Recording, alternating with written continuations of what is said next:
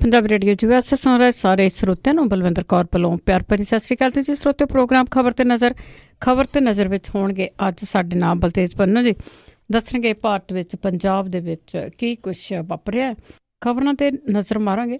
ਖਬਰਾਂ ਕਰਨ ਤੋਂ ਪਹਿਲਾਂ ਧੰਨਵਾਦ ਕਰਨਾ ਚਾਹੁੰਦੇ ਸਾਡੇ ਸਪਾਂਸਰ ਜਿਨ੍ਹਾਂ ਨੇ ਇਸ ਪ੍ਰੋਗਰਾਮ ਨੂੰ ਸਪਾਂਸਰ ਕੀਤਾ, ਆਪ ਸਭ ਤੱਕ ਪਹੁੰਚਾਇਆ ਜੀ। ਖਾਲਸਾ ਇੰਸ਼ੋਰੈਂਸ ਏਜੰਸੀ ਵਾਲੇ ਸੈਨੋ ਜੇ ਤੋਂ ਉਹਨਾਂ ਦਾ phone number 4082722500। Gurdeep Singh Bedi Clovis, Ishanjit Singh Kaloti ਦੁੱਬ ਸਿਟੀ ਤੋਂ, ਸੱਚਾ ਸਿੰਘ ਜੀ ਫਰੈਜ਼ਨੋ, ਹਰਵਿੰਦਰ ਸਿੰਘ ਜੀ ਸਮਰਾ ਅਤੇ ਸੁਰਿੰਦਰ ਸਿੰਘ ਜੀ ਦੁੱਬ ਸਿਟੀ ਤੋਂ, ਜੱਸੀ ਕਿਆਓ, ਤਲਵਿੰਦਰ ਸਿੰਘ ਅਤੇ ਪ੍ਰੀਤਮ ਸਿੰਘ ਕਿਆਓ ਬੇਕਸਵੀਲ ਤੋਂ, ਟਰੈਰੀ ਟਰੱਕ ਐਂਡ ਟ੍ਰੇਲਰ ਰਿਪੇਅਰ ਵਾਲੇ ਜਿਨ੍ਹਾਂ ਤੋਂ ਤੁਸੀਂ ਟਰੱਕ ਵਾਸ਼ ਵੀ ਕਰਵਾ ਸਕਦੇ ਹੋ। ਉਹਨਾਂ ਤੋਂ ਹੋਰ ਇਨਫੋਰਮੇਸ਼ਨ ਲੈ ਲਈ ਕਾਲ ਕਰ ਸਕਦੇ ਹੋ 5596851260। ਅਤੇ ਹੁਣ ਚੱਲਦੇ ਹਾਂ ਆਪਣੀਆਂ ਖਬਰਾਂ ਵੱਲ। ਸਾਡੇ ਨਾਲ ਜੁੜ ਚੁੱਕੇ ਨੇ ਬਲਤੇਜ ਪੰਨੂ ਜੀ। ਸਤਿ ਸ਼੍ਰੀ ਅਕਾਲ, ਸਵਾਗਤ ਹੈ ਜੀ। ਸਤਿ ਸ਼੍ਰੀ ਅਕਾਲ ਜੀ, ਧੰਨਵਾਦ ਜੀ, ਬਹੁਤ ਮਿਹਰਬਾਨੀ।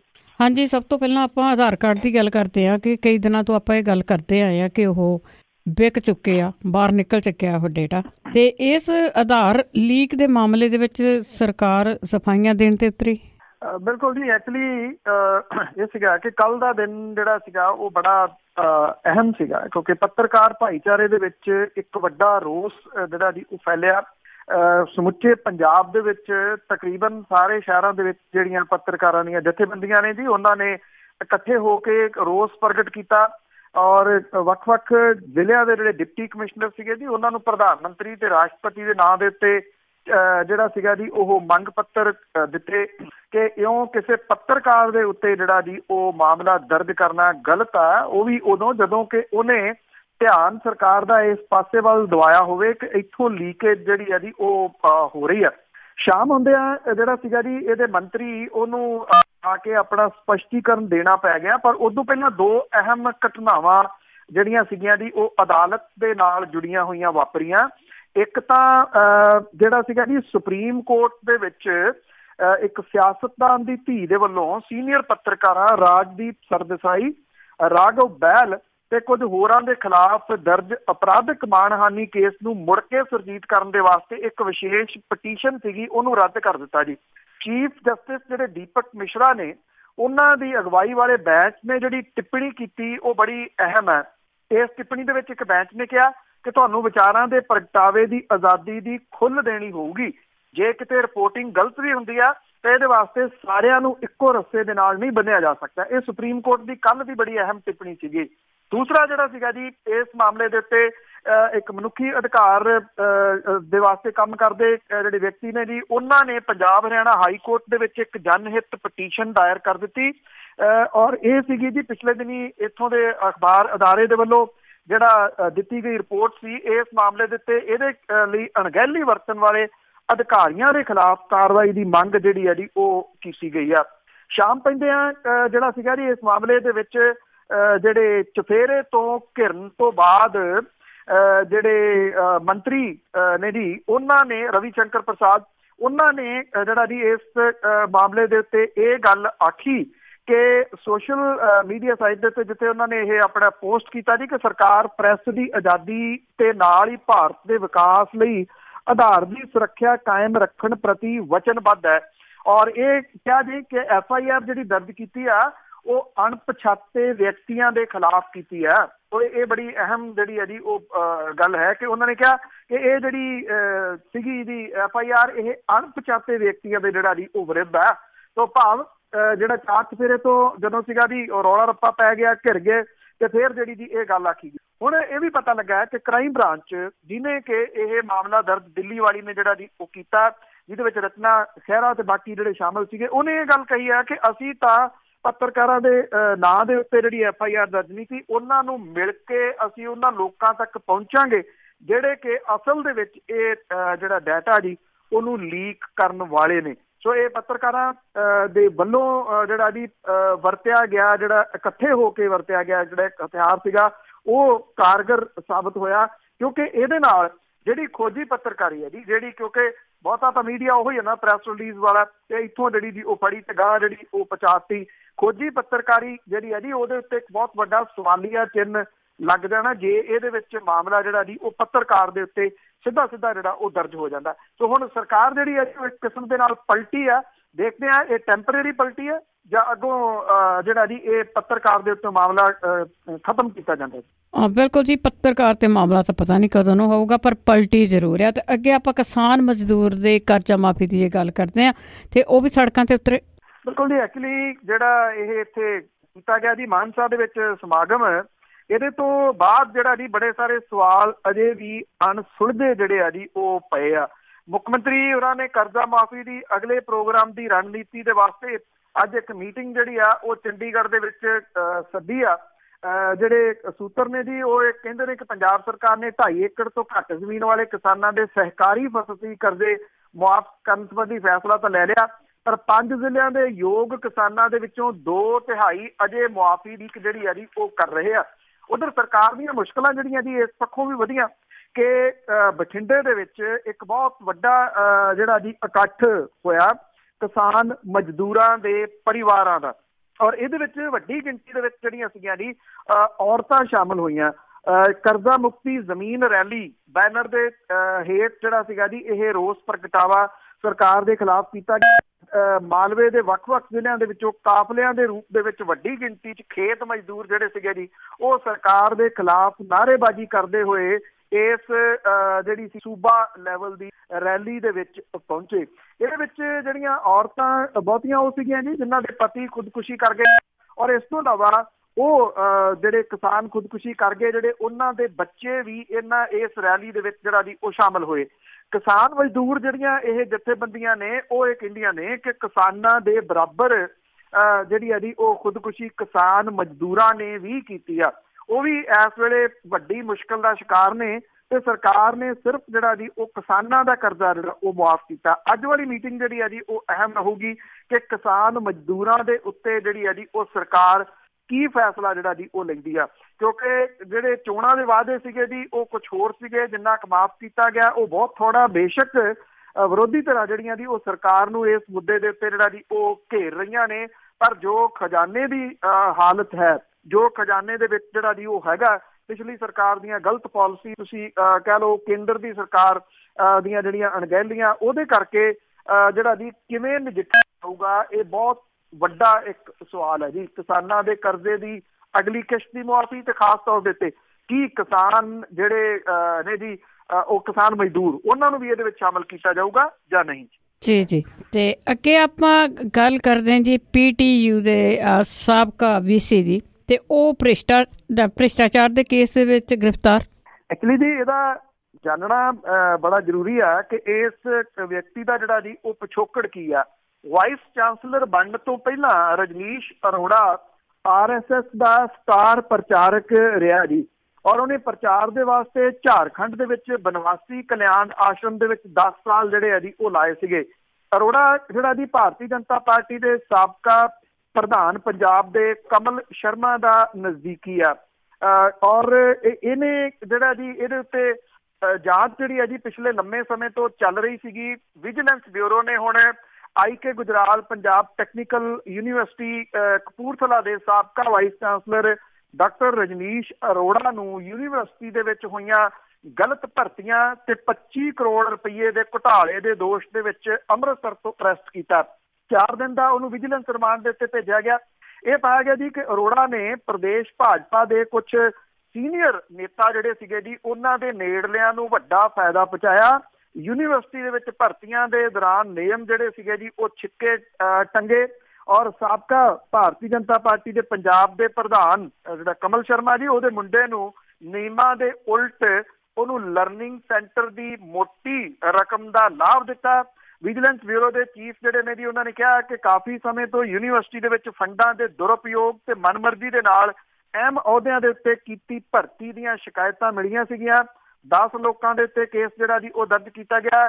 ਟੈਕਨੀਕਲ ਐਜੂਕੇਸ਼ਨ ਮਿਨਿਸਟਰ ਜਿਹੜੇ ਨੇ ਜੀ ਉਹਨਾਂ ਨੇ ਇਹ ਮਾਮਲਾ ਉਠਾਇਆ ਸੀਗਾ, ਔਰ ਇਹ ਪਤਾ ਲੱਗਾ ਜੀ ਕਿ ਪੁਲਿਸ ਲਾਈਨ ਕਪੂਰਥਲਾ ਦੇ ਵਿੱਚ ਜਿਹੜੀਆਂ ਜੀ ਸੋਲਰ ਲਾਈਟਾਂ ਲਾਉਣ ਦੇ ਵਾਸਤੇ ਯੂਨੀਵਰਸਿਟੀ ਨੇ ਪੌਣੇ 6 ਲੱਖ ਰੁਪਏ ਦੀ ਅਦਾਇਗੀ ਯੂਨੀਵਰਸਿਟੀ ਐਕਟ ਦੇ ਖਿਲਾਫ ਕੀਤੀ ਸੀ। ਇਹਦੀ ਵੀ ਜਾਂਚ ਜਿਹੜੀ ਹੈ ਜੀ ਉਹ ਹੋ ਰਹੀ ਆ। ਜਦੋਂ ਅਰੋੜਾ ਨੂੰ ਜਿਹੜਾ ਜੀ ਵਾਈਸ ਚਾਂਸਲਰ ਲਾਇਆ ਜਾਣਾ ਸੀਗਾ ਉਦੋਂ ਵੀ ਇਹ ਬੜੀ ਵੱਡੀ ਕੰਟਰੋਵਰਸੀ ਜਿਹੜੀ ਉਹ ਛਿੜੀ ਸੀਗੀ। ਇਹ ਆਖਿਆ ਗਿਆ ਸੀਗਾ ਕਿ ਉਹਦਾ ਪਿਛੋਕੜ ਠੀਕ ਨੀਗਾ, ਉਹ ਕਈ ਮਾਮਲਿਆਂ ਦੇ ਵਿੱਚ ਜਿਹੜਾ ਜੀ ਉਹ ਕੰਟਰੋਵਰਸ਼ੀਅਲ ਰਿਹਾ, ਪਰ पिछली सरकार ने सारा कुछ जिहड़ा सी अखों परोखे करके इस RSS के एक अहम वर्कर नूं एक अहम अहुदे दे उत्ते जिहड़ा जी वो लाया ते हुण फंडां दी हेरा फेरी वाले मामले दे विच उहदी इह गिरफ्तारी हुई है। यह कहा जा रहा जी कि उहदे तो पुछगिछ तो बाद जिवें दस्सिया कि पंजाब भाजपा दे साबका प्रधान दे मुंडे नूं जिहड़े तरीके दे नाल ये लर्निंग दा इहने इंस्टीट्यूट जिहड़ा दित्ता ते करोड़ां रुपये दा उहनूं फायदा पहुंचाया, इस पासे वल नूं भी अगे जिहड़ी जांच जिहड़ी है तुर सकदी है। पर जे तुर गई तो कई बारी जांच विच ही रह जाती है जी। ते अगे आपां अकाली दल दी जे गल करिए ते माघी मेले ते सियासी जमीन लभण दी कोशिश विच जी कांग्रेस ते आम आदमी पार्टी ने तो कह दिता जी कि वह माघी मेले दे उत्ते अपनी सियासी कानफ्रेंस नहीं करनगे। सियासी कानफ्रेंसां दे बारे दे विच जिहड़ा दी वाद-विवाद इत्थे फतेहगढ़ साहब दे विच होने वाले शहीदी जोड़ मेल के मौके के उत्ते जिहड़ा वो सामने आया सीगा। उदों आम आदमी पार्टी ने पहला रद्द करती, फिर कांग्रेस ने करती, फिर अकाली दल ने जथेदार तो कहालिया कि ये जिहड़ियां दी कानफ्रेंसां रद्द कीतियां जाण। इस बारी कोई जथेदार जिहड़े अकाल तख्त दे ने उन्हां दे वल्लों नहीं कुछ भी जिहड़ा जी कहा गया और ये माघी के मौके के उत्ते सियासी कानफ्रेंसां नूं हरी झंडी जिहड़ी है जी वो अकाल तख्त के जथेदार ने दित्ती है। अकाली दल बादल जिहड़ा है जी वो इत्थे अपनी सियासी जमीन जिहड़ी है जी वो लभण दे कोशिश दे विच है। खास तौर दे उत्ते जिस तरीके दे नाल मालवा बेल्ट उहदे हत्थों खुसी आ पिछलियां विधान सभा चोणां दे दौरान और हालात ये हो गए कि मुल्क की जिहड़ी पुरानियां पार्टियां दे विचों एक जिहड़ी सी ओह विरोधी धिर भी ना बन सकी, विरोधी धिर दा रुतबा भी जिहड़ा जी वो गवा गई। किसान खुदकुशियां, गुरु ग्रंथ साहिब की थां दे उत्ते होई बेअदबी ते लोकां नूं पईयां डांगां करप्शन जिहड़ी सी उहदे विच घिरी अकाली दल बादल जिहड़ा है जी वो हुण अपनी सियासी जमीन लभण दे वास्ते पब्बां भार है। माघी मेले के मौके के उत्ते दो जिहड़ियां वड्डियां सियासी पार्टियां ने उन्हां दे वल्लों कानफ्रेंस नहीं की जा रही। अकाली दल जिहड़ा जी वो ये कहंदा है कि सारे जिलिਆਂ दे वास्ते बसां जिहड़ियां वो तैयार कीतियां गईयां ने, बसां दे राही लोक जिहड़े आ उत्थे ढोए जाणगे मुक्तसर दे विच। और जिहड़ा कांग्रेस ने पिछले दिनी इत्थे समागम कीता जी कर्जा मुआफी नूं लैके मानसा दे विच ਉਹਦੇ ਤੋਂ ਵੱਡਾ ਇਕੱਠ ਕਰਨ ਦੇ ਵਾਸਤੇ ਅਕਾਲੀ ਦਲ ਜਿਹੜਾ ਜੀ ਉਹ ਪੱਬਾ ਭਾਰ ਹੈ।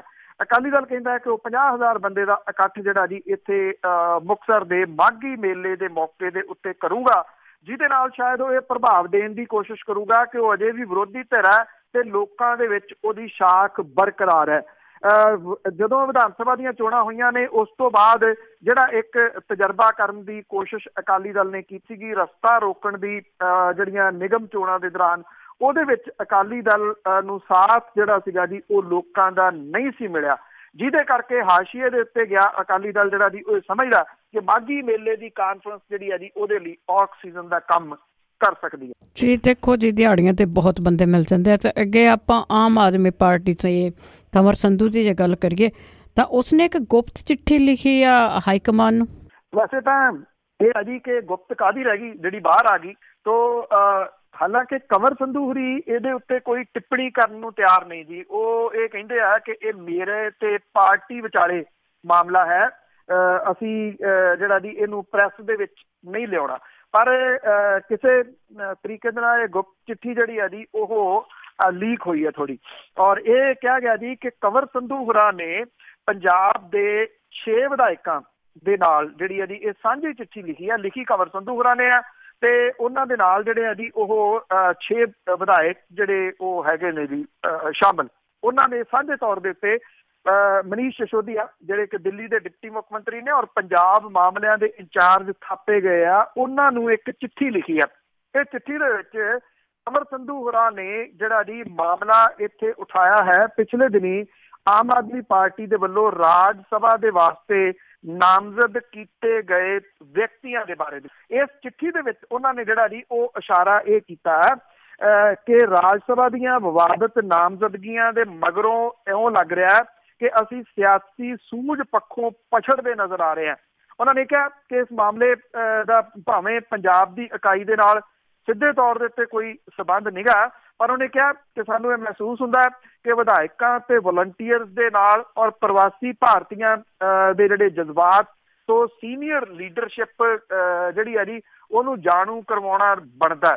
ਉਹਨਾਂ ਨੇ ਇਹ ਗੱਲ ਲਿਖੀ ਹੈ, ਸੁਸ਼ੀਲ ਗੁਪਤਾ ਤੇ ਐਨਡੀ ਗੁਪਤਾ ਦੀ ਨਾਮਜ਼ਦਗੀ ਤੋਂ ਜਿਹੜੇ ਵਾਲੰਟੀਅਰ ਤੇ ਪ੍ਰਵਾਸੀ ਜਿਹੜੇ ਜੀ ਉਹ ਨਿਰਾਸ਼ ਨੇ। ਉਹਨਾਂ ਨੇ ਕਿਹਾ ਕਿ ਕੁਮਾਰ ਵਿਸ਼ਵਾਸ ਤੇ ਆਸ਼ੂਤੋਸ਼ ਨੂੰ ਅੜਗਾਉਣਿਆ ਨਹੀਂ ਸੀ ਕੀਤਾ ਜਾਣਾ ਚਾਹੀਦਾ। ਉਹਨਾਂ ਨੇ ਮਨੀਸ਼ ਸਿਸੋਦੀਆ ਹੋਰਾਂ ਨੂੰ ਭਰੋਸਾ ਦਿੱਤਾ ਕਿ ਉਹ ਇਸ ਮੁੱਦੇ ਨੂੰ ਮੀਡੀਆ ਦੇ ਵਿੱਚ ਨਹੀਂ ਜਾਣਗੇ। ਪਰ ਕੰਵਰ ਸੰਧੂ ਹੋਰਾਂ ਨੇ ਇਸ ਚਿੱਠੀ ਦੇ ਵਿੱਚ ਲਿਖਿਆ ਕਿ ਜਿਵੇਂ ਵੱਖ-ਵੱਖ ਅਖਬਾਰਾਂ ਦੀਆਂ ਸੰਪਾਦਕੀਆਂ ਟੀਵੀ ਚੈਨਲਾਂ ਦੇ ਉੱਤੇ ਹੋਈ ਬਹਿਸ ਨੇ ਛਾਣਿਆ ਹੈ ਪਾਰਟੀ ਨੂੰ ਇਸ ਮੁੱਦੇ ਦੇ ਉੱਤੇ, ਉਹਨੇ ਇਸ ਗੱਲੋਂ ਠੇਸ ਜਿਹੜੀ ਹੈ ਜੀ ਉਹ ਲਾਈ ਆ ਕਿ ਵੱਖਰੀ ਕਿਸਮ ਦੀ ਰਾਜਨੀਤੀ ਵਾਲੀ ਗੱਲ ਜਿਹੜੀ ਪਾਰਟੀ ਸ਼ਾਇਦ ਤੇ ਕਰਦੀ ਸੀਗੀ ਉਹ ਗੱਲ ਹੁਣ ਰਹੀ ਨਹੀਂ। ਸੋ ਕੰਵਰ ਸੰਧੂ ਹੋਰੀ ਬੇਸ਼ੱਕ ਮੈਂ ਜਿਵੇਂ ਪਹਿਲਾਂ ਹੀ ਸਟਾਰਟਿੰਗ 'ਚ ਉਹ ਇਹਦੀ ਪੁਸ਼ਟੀ ਬੇਸ਼ੱਕ ਨਹੀਂ ਕਰਦੇ, ਉਹ ਕਹਿੰਦੇ ਕਿ ਪਾਰਟੀ ਤੇ ਸਾਡੇ ਵਿਚਾਲੇ ਮਾਮਲਾ, ਪਰ ਇੰਨਾ ਜ਼ਰੂਰ ਹੈ ਕਿ ਪੰਜਾਬ ਦੇ ਵਿੱਚੋਂ ਉਹੀ ਜਿਹੜਾ ਜੀ ਉਹ ਬੋਲੇ ਨੇ। ਅਦਰਵਾਈਜ਼ ਇਹਦੇ ਉੱਤੇ ਕਿਸੇ ਵਿਧਾਇਕ ਨੇ ਖੁੱਲ੍ਹੇ ਤੌਰ ਦੇ ਉੱਤੇ ਜਾਂ ਲੀਡਰਸ਼ਿਪ ਨੇ, ਉਹ ਚਾਹੇ ਲੀਡਰਸ਼ਿਪ ਜਿਹੜੀ ਹੈ ਜੀ ਉਹ ਵਿਰੋਧੀ ਧਿਰ ਦੇ ਨੇਤਾ ਸੁਖਪਾਲ ਸਿੰਘ ਖਹਿਰਾ ਹੋਰੀ ਨੇ, ਪੰਜਾਬ ਪਾਰਟੀ ਦੇ ਜਿਹੜੇ ਪ੍ਰਧਾਨ ਭਗਵੰਤ ਮਾਨ ਹੋਰੀ ਨੇ, ਤੇ ਚਾਹੇ ਜਿਹੜਾ ਦੀ ਬਾਕੀ ਹੋਰ ਜਿਹੜੀ ਲੀਡਰਸ਼ਿਪ ਹੈ, ਉਹ ਇਸ ਮੁੱਦੇ ਦੇ ਉੱਤੇ ਉਹਨਾਂ ਨੇ ਚੁੱਪ ਹੀ ਵੱਟੀ ਰੱਖੀ ਆ, ਉਹ ਬੋਲੇ ਨਹੀਂ। ਇੱਥੇ ਤਾਂ ਜੀ ਬਹੁਤਾ ਲੱਗਦਾ ਕਿ ਆਪੋ ਆਪਣਾ ਹੀ ਆ, ਜਿੱਧਰ ਨੂੰ ਦਿਲ ਕਰਦਾ ਉੱਧਰ ਨੂੰ ਭੱਜ ਜਾਂਦੇ ਆ।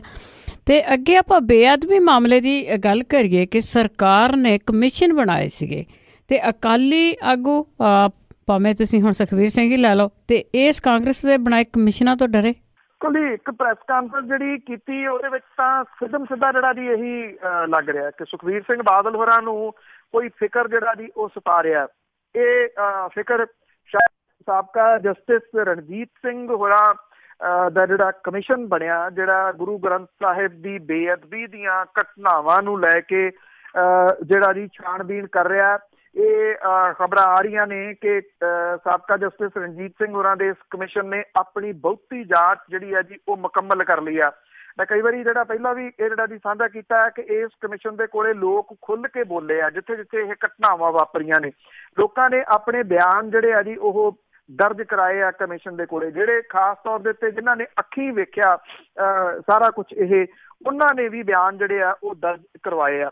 ਉਹਨਾਂ ਜਿਹੜਾ ਇਹ ਕਮਿਸ਼ਨ ਬਣਿਆ ਜੀ ਉਸ ਤੋਂ ਬਾਅਦ ਜਿਵੇਂ ਇੱਕ CCTV ਫੁਟੇਜ ਸਾਹਮਣੇ ਆ ਗਿਆ ਸੀਗਾ ਜਿਹਦੇ ਵਿੱਚ ਪੁਲਿਸ ਜਿਹੜੀ ਆ ਨਿਹੱਥੇ ਸ਼ਾਂਤਮਈ ਲੋਕਾਂ ਦੇ ਉੱਤੇ ਜਿਹੜਾ ਰੋਸ ਪ੍ਰਗਟ ਕਰ ਰਹੇ ਸੀ ਉਹਨਾਂ ਦੇ ਉੱਤੇ ਡਾਂਗ ਚਲਾਉਂਦੀ ਆ ਜਾਂ ਜਿਹੜੀ ਆ ਜੀ ਗੋਲੀ ਚੱਲੀ ਆ, ਉਸ ਮਾਮਲੇ ਦੇ ਵਿੱਚ ਪੁਲਿਸ ਅਫਸਰਾਂ ਦਾ ਨਾਮ ਆਉਣਾ ਔਰ ਇਹ ਹੋਣਾ ਕਿ ਹਦਾਇਤਾਂ ਪਿੱਛੋਂ ਕਿਹਨੇ ਕੀਤੀਆਂ, ਇਹ ਗੱਲ ਜਿਹੜੀ ਹੈ ਜੀ ਉਹ ਜੇ ਸਾਹਮਣੇ ਆ ਜਾਂਦੀ ਹੈ ਤਾਂ ਨਿਰਸੰਦੇਹ ਇਹ ਜਿਹੜਾ ਜੀ ਵੱਡੀ ਮੁਸ਼ਕਲ ਬਣ ਸਕਦੀ ਆ ਅਕਾਲੀ ਦਲ ਦੇ ਵਾਸਤੇ ਜੇ ਕਿਸੇ ਦਾ ਨਾਮ ਸਿੱਧੇ ਰੂਪ ਦੇ ਵਿੱਚ ਆਉਂਦਾ ਤਾਂ। ਹੁਣ ਦੇਖਣਾ ਇਹ ਹੋਊਗਾ ਜੀ ਕਿ ਜਿਹੜਾ ਰਿਟਾਇਰਡ ਜਸਟਿਸ ਰਣਜੀਤ ਸਿੰਘ ਹੋਰਾਂ ਦਾ ਕਮਿਸ਼ਨ ਜਿਹੜਾ ਜੀ ਉਹ ਕਦੋਂ ਇਹ ਸਬਮਿਟ ਕਰਵਾਉਂਦਾ ਆਪਣੀ ਰਿਪੋਰਟ। ਇਹ ਕਿਹਾ ਜਾ ਰਿਹਾ ਛੇਤੀ ਕਰਵਾ ਸਕਦਾ, ਉਹ ਇਹਦੇ ਵਿੱਚ ਸਰਕਾਰ ਨੂੰ ਸੁਝਾਅ ਕੀ ਦਿੰਦਾ ਇਹ ਬੜੇ ਅਹਿਮ ਹੋਣਗੇ। ਲੋਕਾਂ ਦੇ ਬਿਆਨ ਕੀ ਨੇ ਇਹ ਵੀ ਜਿਹੜਾ ਜੀ ਬਹੁਤ ਅਹਿਮ ਹੋਣਗੇ ਤੇ ਸਭ ਤੋਂ ਅਹਿਮ ਇਹ ਹੋਊਗਾ ਸਰਕਾਰ ਇਹਦੇ ਉੱਤੇ ਐਕਸ਼ਨ ਜਿਹੜਾ ਜੀ ਉਹ ਕੀ ਲੈਂਦੀ ਆ। ਸੁਖਬੀਰ ਸਿੰਘ ਬਾਦਲ ਹੋਰਾਂ ਨੇ ਜਿਹੜਾ ਜੀ ਇੱਥੇ ਪ੍ਰੈਸ ਕਾਨਫਰੰਸ ਦੇ ਵਿੱਚ ਇਹ ਗੱਲ ਕਹੀ ਆ ਕਿ ਉਹਨਾਂ ਨੂੰ ਇਸ ਕਮਿਸ਼ਨ ਦੇ ਉੱਤੇ ਭੋਰਾ ਵੀ ਭਰੋਸਾ ਨਹੀਂ। ਇਹ ਕਿਹਾ ਕਿ ਇਹ ਕਾਂਗਰਸੀ ਪਿਛੋਕੜ ਵਾਲੇ ਨੇ ਜਿਹੜੇ ਜੱਜ, ਇਸ ਕਰਕੇ ਉਹ ਉਹਨਾਂ ਦੇ ਵਿਰੁੱਧ ਭੁਗਤ ਸਕਦੇ। ਇਹ ਕਿਹਾ ਕਿ ਸੁਪਰੀਮ ਕੋਰਟ ਦੇ ਕਿਸੇ ਸਿਟਿੰਗ ਜੱਜ ਤੋਂ ਇਹਦੀ ਛਾਣਬੀਣ ਜਿਹੜੀ ਆ ਜੀ ਉਹ ਕਰਵਾਈ ਜਾਵੇ।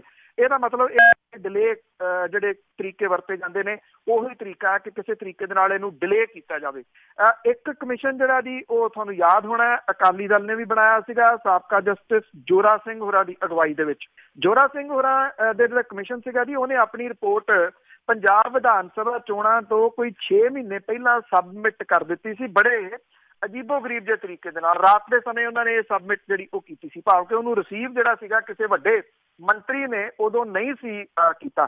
ਉਹ ਰਿਪੋਰਟ ਸਰਕਾਰ ਨੇ ਕਿਉਂ ਦਬ ਲਈ, ਉਹਦਾ ਜਿਹੜੇ ਜੀ ਉਹ ਸਾਹਮਣੇ ਕਿਉਂ ਨਾ ਲਿਆਂਦੀ, ਜਨਤਕ ਜਿਹੜੀ ਆ ਜੀ ਉਹ ਕਿਉਂ ਨਾ ਕੀਤੀ, ਇਹ ਬਹੁਤ ਸਾਰੇ ਜਿਹੜੇ ਜੀ ਉਹ ਸਵਾਲ ਨੇ ਜਿਹੜੇ ਕਿ ਸਰਕਾਰ ਪਿਛਲੀ ਸਰਕਾਰ ਦੇ ਉੱਤੇ ਆਉਂਦੇ ਨੇ। ਇੱਕ ਦੂਜੀ ਗੱਲ ਜਿਹੜੀ ਹੈ ਜੀ ਅਹਿਮ ਇਹਦੇ ਵਿੱਚ ਹੋਰ ਜਿਹੜੀ ਉਹ ਦੱਸਣ ਵਾਲੀ ਇਹ ਹੈ ਕਿ ਜਿਹੜਾ ਇਹ ਜਸਟਿਸ ਰਣਜੀਤ ਸਿੰਘ ਹੋਰਾਂ ਵਾਲਾ ਕਮਿਸ਼ਨ ਬਣਿਆ, ਜਦੋਂ ਉਹਨੇ ਸ਼੍ਰੋਮਣੀ ਗੁਰਦੁਆਰਾ ਪ੍ਰਬੰਧਕ ਕਮੇਟੀ ਤੋਂ ਕੁਝ ਜਾਣਕਾਰੀ ਮੰਗੀ, ਇਹ ਆਖਿਆ ਕਿ ਆਪਣਾ ਕੋਈ ਵੀ ਨੁਮਾਇੰਦਾ ਭੇਜ ਦਿਓ ਜਿਹੜਾ ਕੁਝ ਗੱਲਾਂ ਦਾ ਜਵਾਬ ਜਿਹੜਾ ਜੀ ਜਾਂ ਰਿਕਾਰਡ ਜਿਹੜਾ ਉਹ ਦੱਸੇ ਕਿ ਸਰਸੇ ਵਾਲੇ ਨੂੰ ਮੁਆਫੀ ਕਿਉਂ ਦਿੱਤੀ ਗਈ, ਉਹਦੇ ਲਈ ਹੁਕਮਨਾਮਾ ਕਿਉਂ ਜਾਰੀ ਕੀਤਾ ਗਿਆ, ਮੁੜ ਕੇ ਉਹ ਮੁਆਫੀ ਵਾਪਸ ਕਿਉਂ ਲਈ ਗਈ ਔਰ ਇਹ ਹੁਕਮਨਾਮਾ ਜਿਹੜਾ ਸੀਗਾ ਇਹ ਵਾਪਸ ਕਿਉਂ ਜਿਹੜਾ ਸੀ ਉਹ ਲਿਆ ਗਿਆ। ਇੱਕ ਦੂਜਾ ਪੁੱਛਿਆ ਇਹ ਗਿਆ ਸੀਗਾ ਕਿ ਜਿਹੜੇ 96 ਲੱਖ ਰੁਪਏ ਦੇ ਇਸ਼ਤਿਹਾਰ ਦਿੱਤੇ ਸੀ ਸ਼੍ਰੋਮਣੀ ਗੁਰਦੁਆਰਾ ਪ੍ਰਬੰਧਕ ਕਮੇਟੀ ਨੇ, ਉਹ ਕਿਹਦੇ ਕਹੇ ਦੇ ਉੱਤੇ ਦਿੱਤੇ ਸੀ ਤੇ ਕਿਉਂ ਦਿੱਤੇ ਸੀਗੇ। ਉਦੋਂ ਕਿਰਪਾਲ ਸਿੰਘ ਬਡੂਗਰ ਹੋਰੀ ਪ੍ਰਧਾਨ ਸਨ ਔਰ ਉਹਨਾਂ ਨੇ ਇਹ ਕਹਿ ਕੇ ਜਿਹੜਾ ਤਾਲਾ ਵੱਟ ਲਿਆ ਸੀ ਕਿ ਸ਼੍ਰੋਮਣੀ ਗੁਰਦੁਆਰਾ ਪ੍ਰਬੰਧਕ ਕਮੇਟੀ ਜਿਹੜੀ ਆ